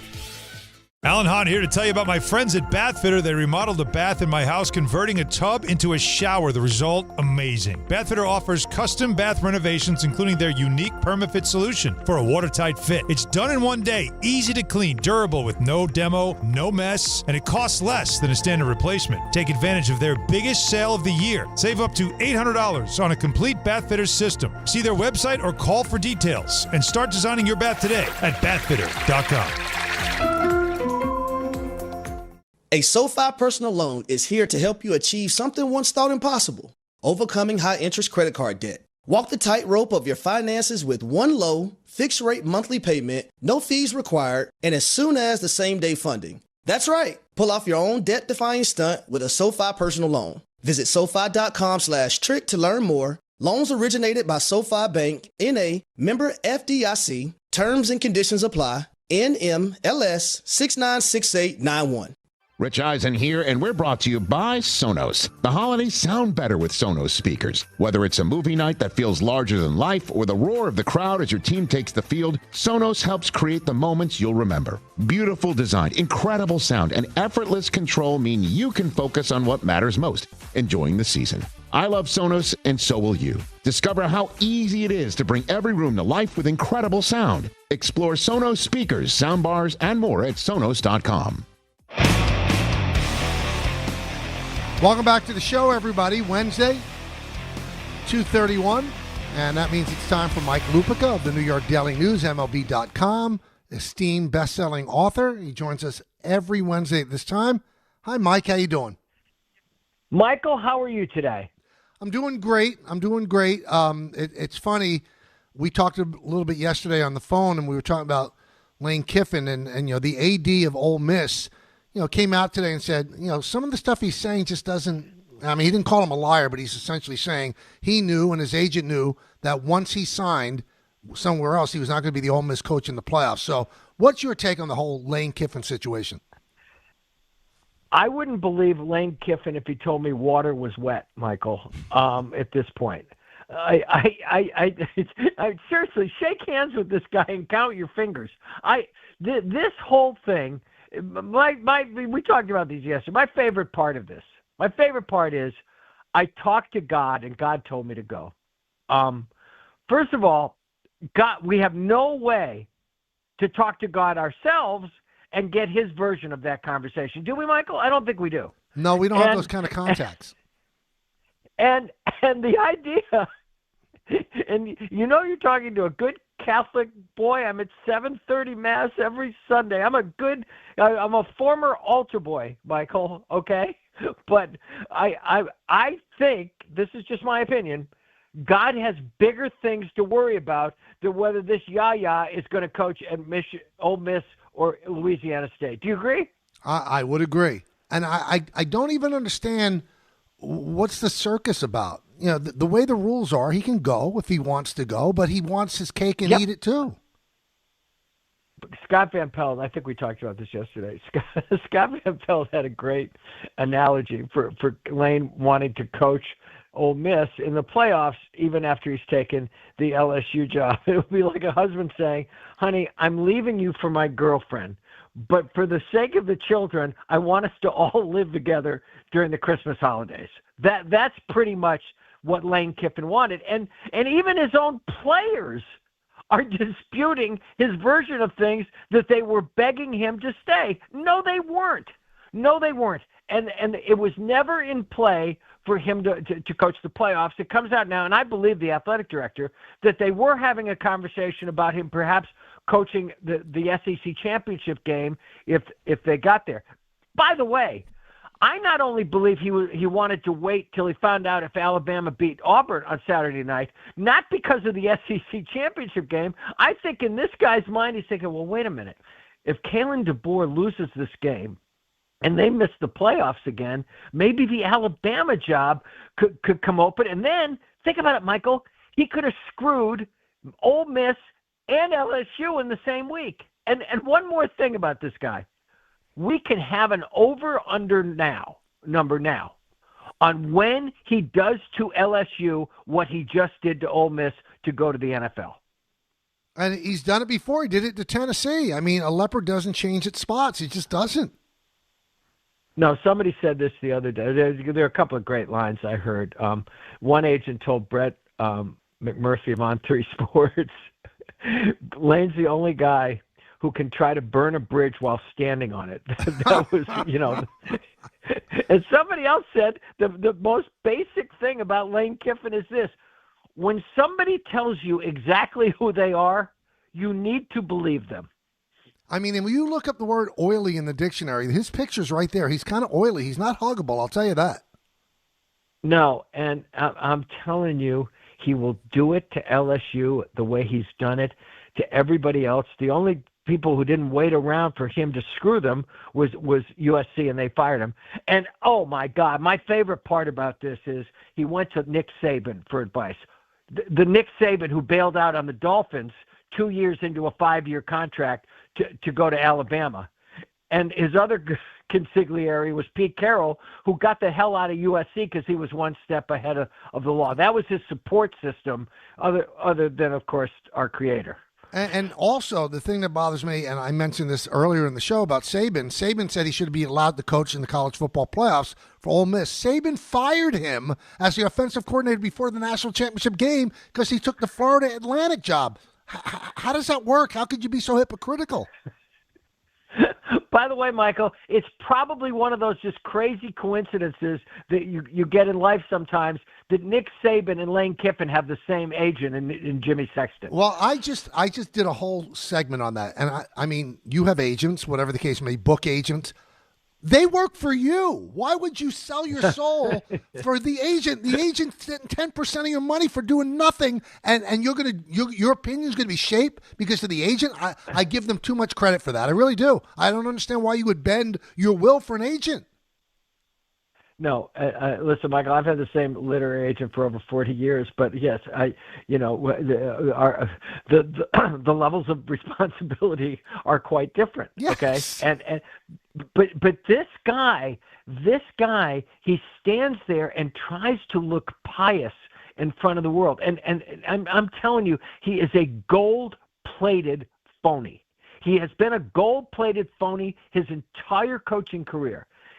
Al Davis made a lot of mistakes at the end of his life running the Raiders, but one of the biggest was making this guy his coach when he was 32 years old. And for Pete Carroll to say to him, it's what your dad would have wanted you to do. Shut up. Now, I think the major problem, even more than Lane Kiffin, is the system that's set up in the NCAA. It's such a bad system, Mike. Now, we all love Coach Pitino. He's jumped from job to job. He even said that it's ridiculous. I mean, it has to be changed. Somehow, you can't allow coaches to leave before their teams are finished in the college football playoffs. You can't allow recruiting. Recruiting starts today for high school players. That's an early signing. It's the system that allows Lane Kiffin to Lane Kiffin. Michael, here's the thing. They have to change the calendar. They do. But even if they change the calendar, Michael, there is no legislative body with any teeth in college sports because it's not the NCAA. For all of the flaws of the National Football League, this does not go on. But I'm refusing to give this phony a pass and act like he's some sort of victim of the calendar or the way the system is set up. No. If LSU wanted him that bad, and I know when signing day is, I get all that, okay? So they might have lost some recruits. Do you think they were not going to wait for him if he had coached out the season? Come on. That's true. Now, I've known you for a long time. You're an unbelievable reporter. So I just want this. You don't have to tell me the truth. Did you, in fact, in putting this story together, try to get in touch with God for comment? I did. Mike, I don't want to make a big thing out of this. I do have an inside number. Really? That's big. Yeah, I do. But it's like with you. I know that the phone I text you on is not your only phone. Okay, and so I feel like And please, people, we're having fun here. You know, I was an altar boy for so long. I'm a good boy. You okay, are. but I think I'm not the only one with the number. Okay, and so I finally said, the last message I left was, listen, if you don't get back to me, I'm just going to write the column the way it is now. All right, shifting gears, what did you think of Joe Schoen's performance yesterday, where he doesn't answer questions, he just tells you he appreciates them? Is Joe Schoen long for this job?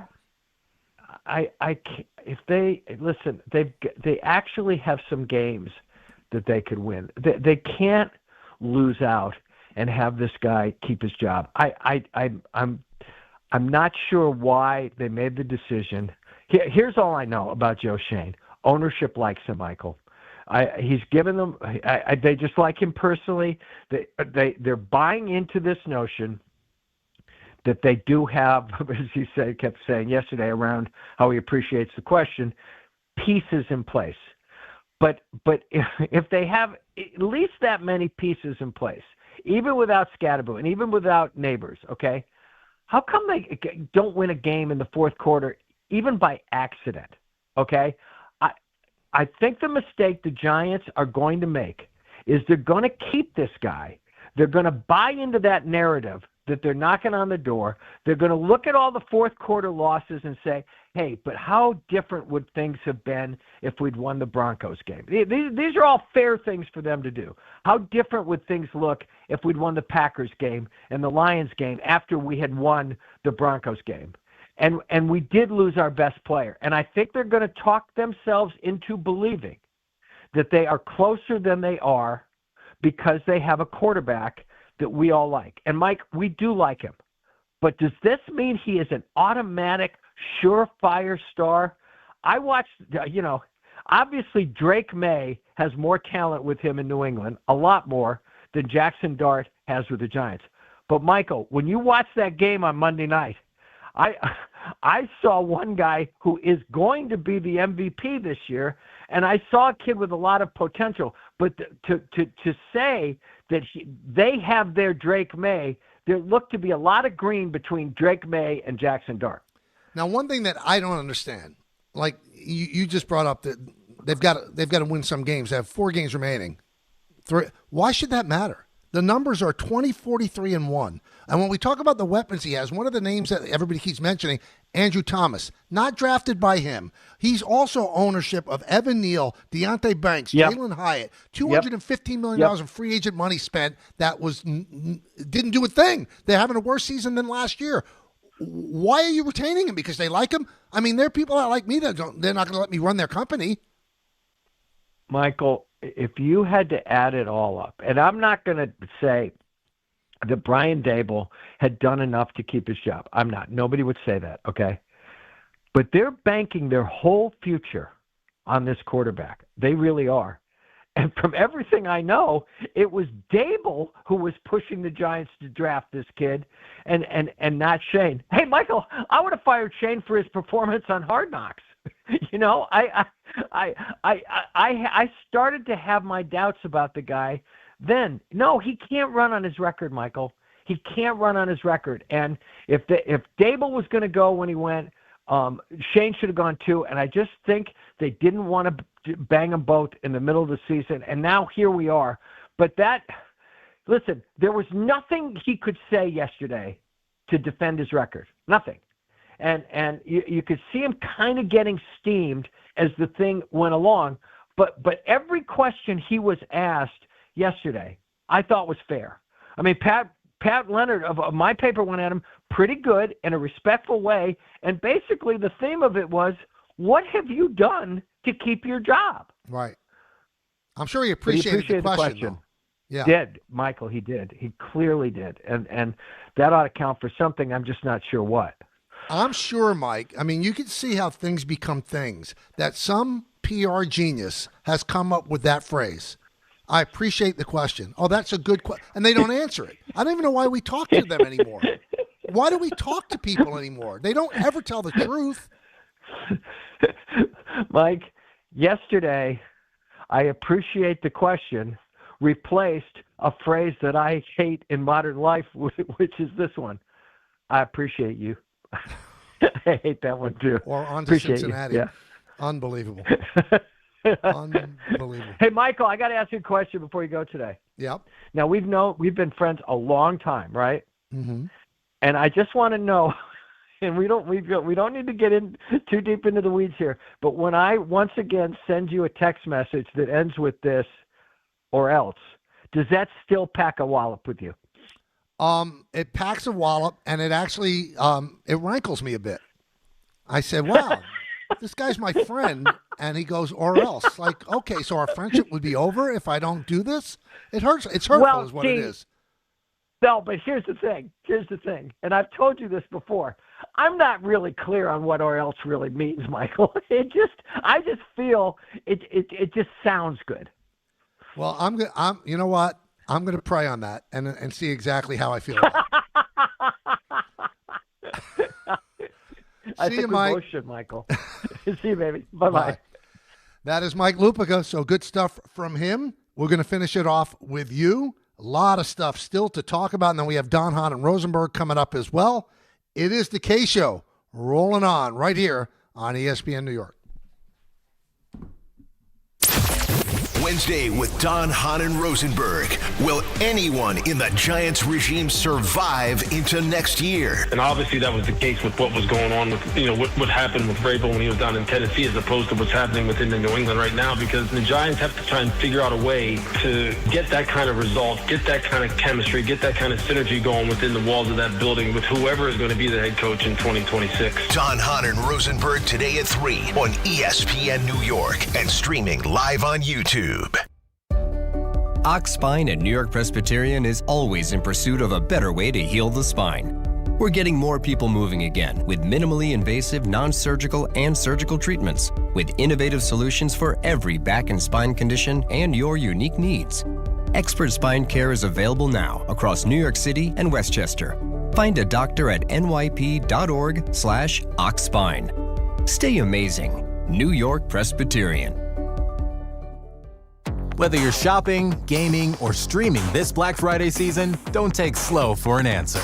Get Optimum Fiber for the fastest, most reliable, and most consistent internet speeds. Starting at $25 a month. Call 888-4OPTIMUM or visit Optimum.com to switch. Act now and get a full year of Netflix, an unlimited mobile line, a $400 prepaid card, and more, all on us. Call 888-4OPTIMUM or visit Optimum.com today. Optimum, don't take slow for an answer. Terms apply. See Optimum.com for details. The holidays are here, and Amazon Pickup is your MVP of package pickup. Need that perfect gift like a brand new jersey for the big game? With Amazon Pickup, you can grab your order from secure Amazon lockers or counters near you on your schedule at no extra cost. It's fast, it's easy, and it keeps your holiday surprises tucked safely away. So whether you're running from work or heading to the holiday party, Amazon Pickup makes holiday shopping worry-free. Find your nearest Amazon Pickup location at amazon.com/pickupmvp. That's amazon.com/pickupmvp. Dave Rothenberg here to tell you about my friends at Bathfitter. They converted my kid's bath to a shower and did an incredible job. They offer custom bath renovations, including their unique PermaFit solution for a watertight fit, and it's done in just one day. It's durable and easy to clean with no demo or mess and a lower cost than a standard replacement. Take advantage of the biggest sale of the entire year. Save up to $800 on a complete Bathfitter system. See their website or call for details and start designing your bath today at bathfitter.com. At Uline, the prevailing opinion is, if you don't live it, you don't believe it. The people at Uline believe in hard work, and they live it by being there 24/7 to answer your call, having 41,000 items in stock, and offering same-day shipping from 12 locations across North America. Business owners, sellers, buyers, shippers, and packers believe it. Uline is the hard-working, dependable source for your shipping and industrial supplies. Visit uline.com. Some stages celebrate. This one tests everything. Every drive, every approach, every putt. Pressure builds. Resilience matters. And history waits for the bold. In June, the 2026 U.S. Open Championship returns to the Hamptons at the iconic Shinnecock Hills Golf Club. Experience the world's best golfers competing on one of the sport's most storied stages. Don't just watch greatness, experience it live at the 126th U.S. Open. Daily tickets are available now on SeatGeek. Your ambition just met its match with Robinhood. Trade stocks and ETFs, options, futures, and crypto, all on one platform. Get started today at Robinhood.com/yourmoney. Your money, your move. All investments involve risk, including loss of principal. Options, futures, and crypto trading carry significant risk and may not suit all investors. Securities offered through Robinhood Financial LLC, member SIPC. Futures trading is offered by Robinhood Derivatives LLC, not FDIC or SIPC protected. Crypto offered through Robinhood Crypto LLC, NMLS ID 1702840, not FDIC or SIPC protected. Portfolio management offered by Robinhood Strategies, an SEC registered advisor. On the job, every minute counts. That's why Lowe's now has ProBlock Quick Dry Primer, expertly manufactured by Sherwin-Williams. Engineered for pros to dry fast and go on smooth for virtually flawless results that keep your job moving. It's available in oil and water-based, and getting it is easy. Order online by 2 p.m. and get free same-day delivery right to your job site. Lowe's, we help, you save. Orders placed after 2 p.m. will be delivered next day. Valid in select zip codes. Subject to driver availability. More terms apply. You live for this. The wins, the losses, the slam dunks, and the buzzer beaters. The dream that this is your team's year. Hope, it's what keeps you coming back. So you represent with anticipation and with pride. Because when everything's on the line, your support means everything. That's why the NBA Store is here to support you. Check out the largest selection of official NBA gear at NBAstore.com. A Fanatics experience.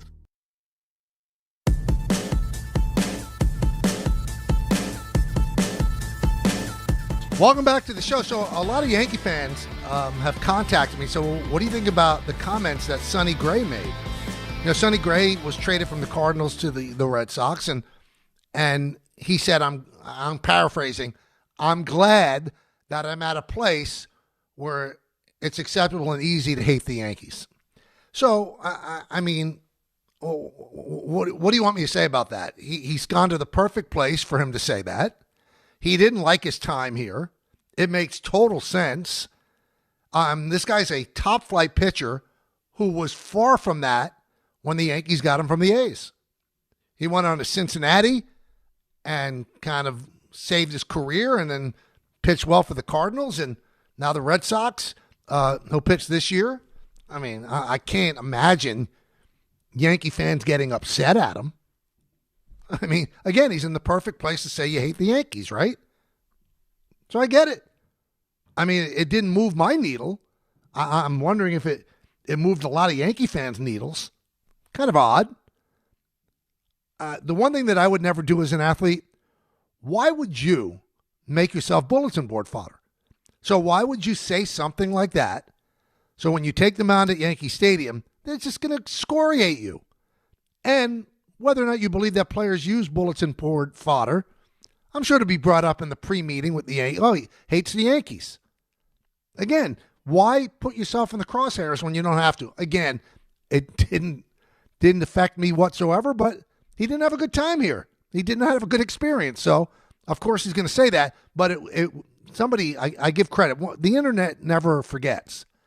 You know, when he came to the Yankees, he talked glowingly about how he was so happy to be here. You know, they only want to win. Sounds a lot different all these years later.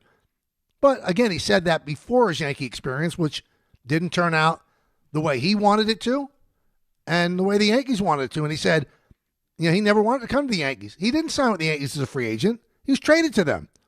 So he didn't choose to come there, and he didn't choose to go to Boston. He was traded there, although he had a no-trade clause, and he did waive it, got a raise to waive it. We'll see how he does with the Red Sox. Game Time, brought to you by Tullamore Dew Irish Whiskey, because when it's game time, it's Tully time. 7 p.m., the Devils host the Stars at the Prudential Center with Don LaGreca on the mic on MSG.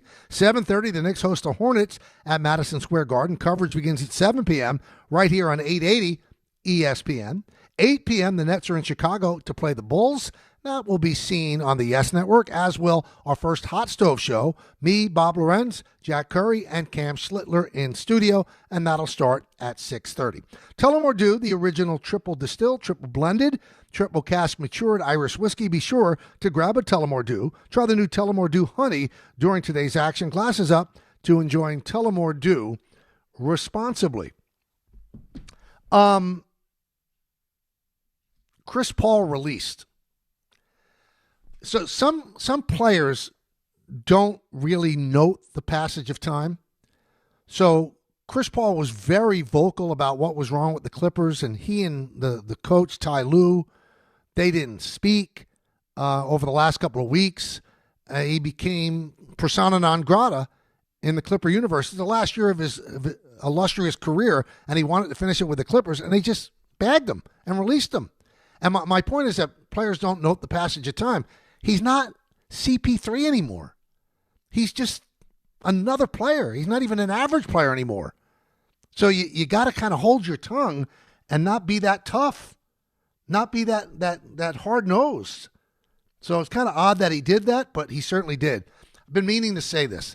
Anybody ever watch the Jennifer Hudson show? And they have this stuff where they knock on the dressing room door, and all the people that work on the show, they line the wall and they like sing and everything, and then you have to dance down with a camera following you as you go on stage. And I've come to the conclusion it's the cringiest thing I've ever seen. And anybody who's on that show that wants to do that and doesn't think they look like an absolute nozzle, I'd like to talk to them. You could see everybody just hates it. Everybody just cringes at it. Why would you put your guest in such an uncomfortable situation to be dancing down the aisle of a hallway with people cheering and hooting and hollering? I don't get it. Something that bothered me, and I wanted to talk about it for a long time, and I finally did. We'll be back again tomorrow at 1. I can't wait. We've got so much to do. We'll talk a lot of football as well. In the words of Billy Joel, life is a series of hellos and goodbyes. I'm afraid it's time for goodbye again. See everybody. Have a wonderful day. Don, Hahn, and Rosenberg next. Bet365 is paying out before the final whistle. Check out Bet365's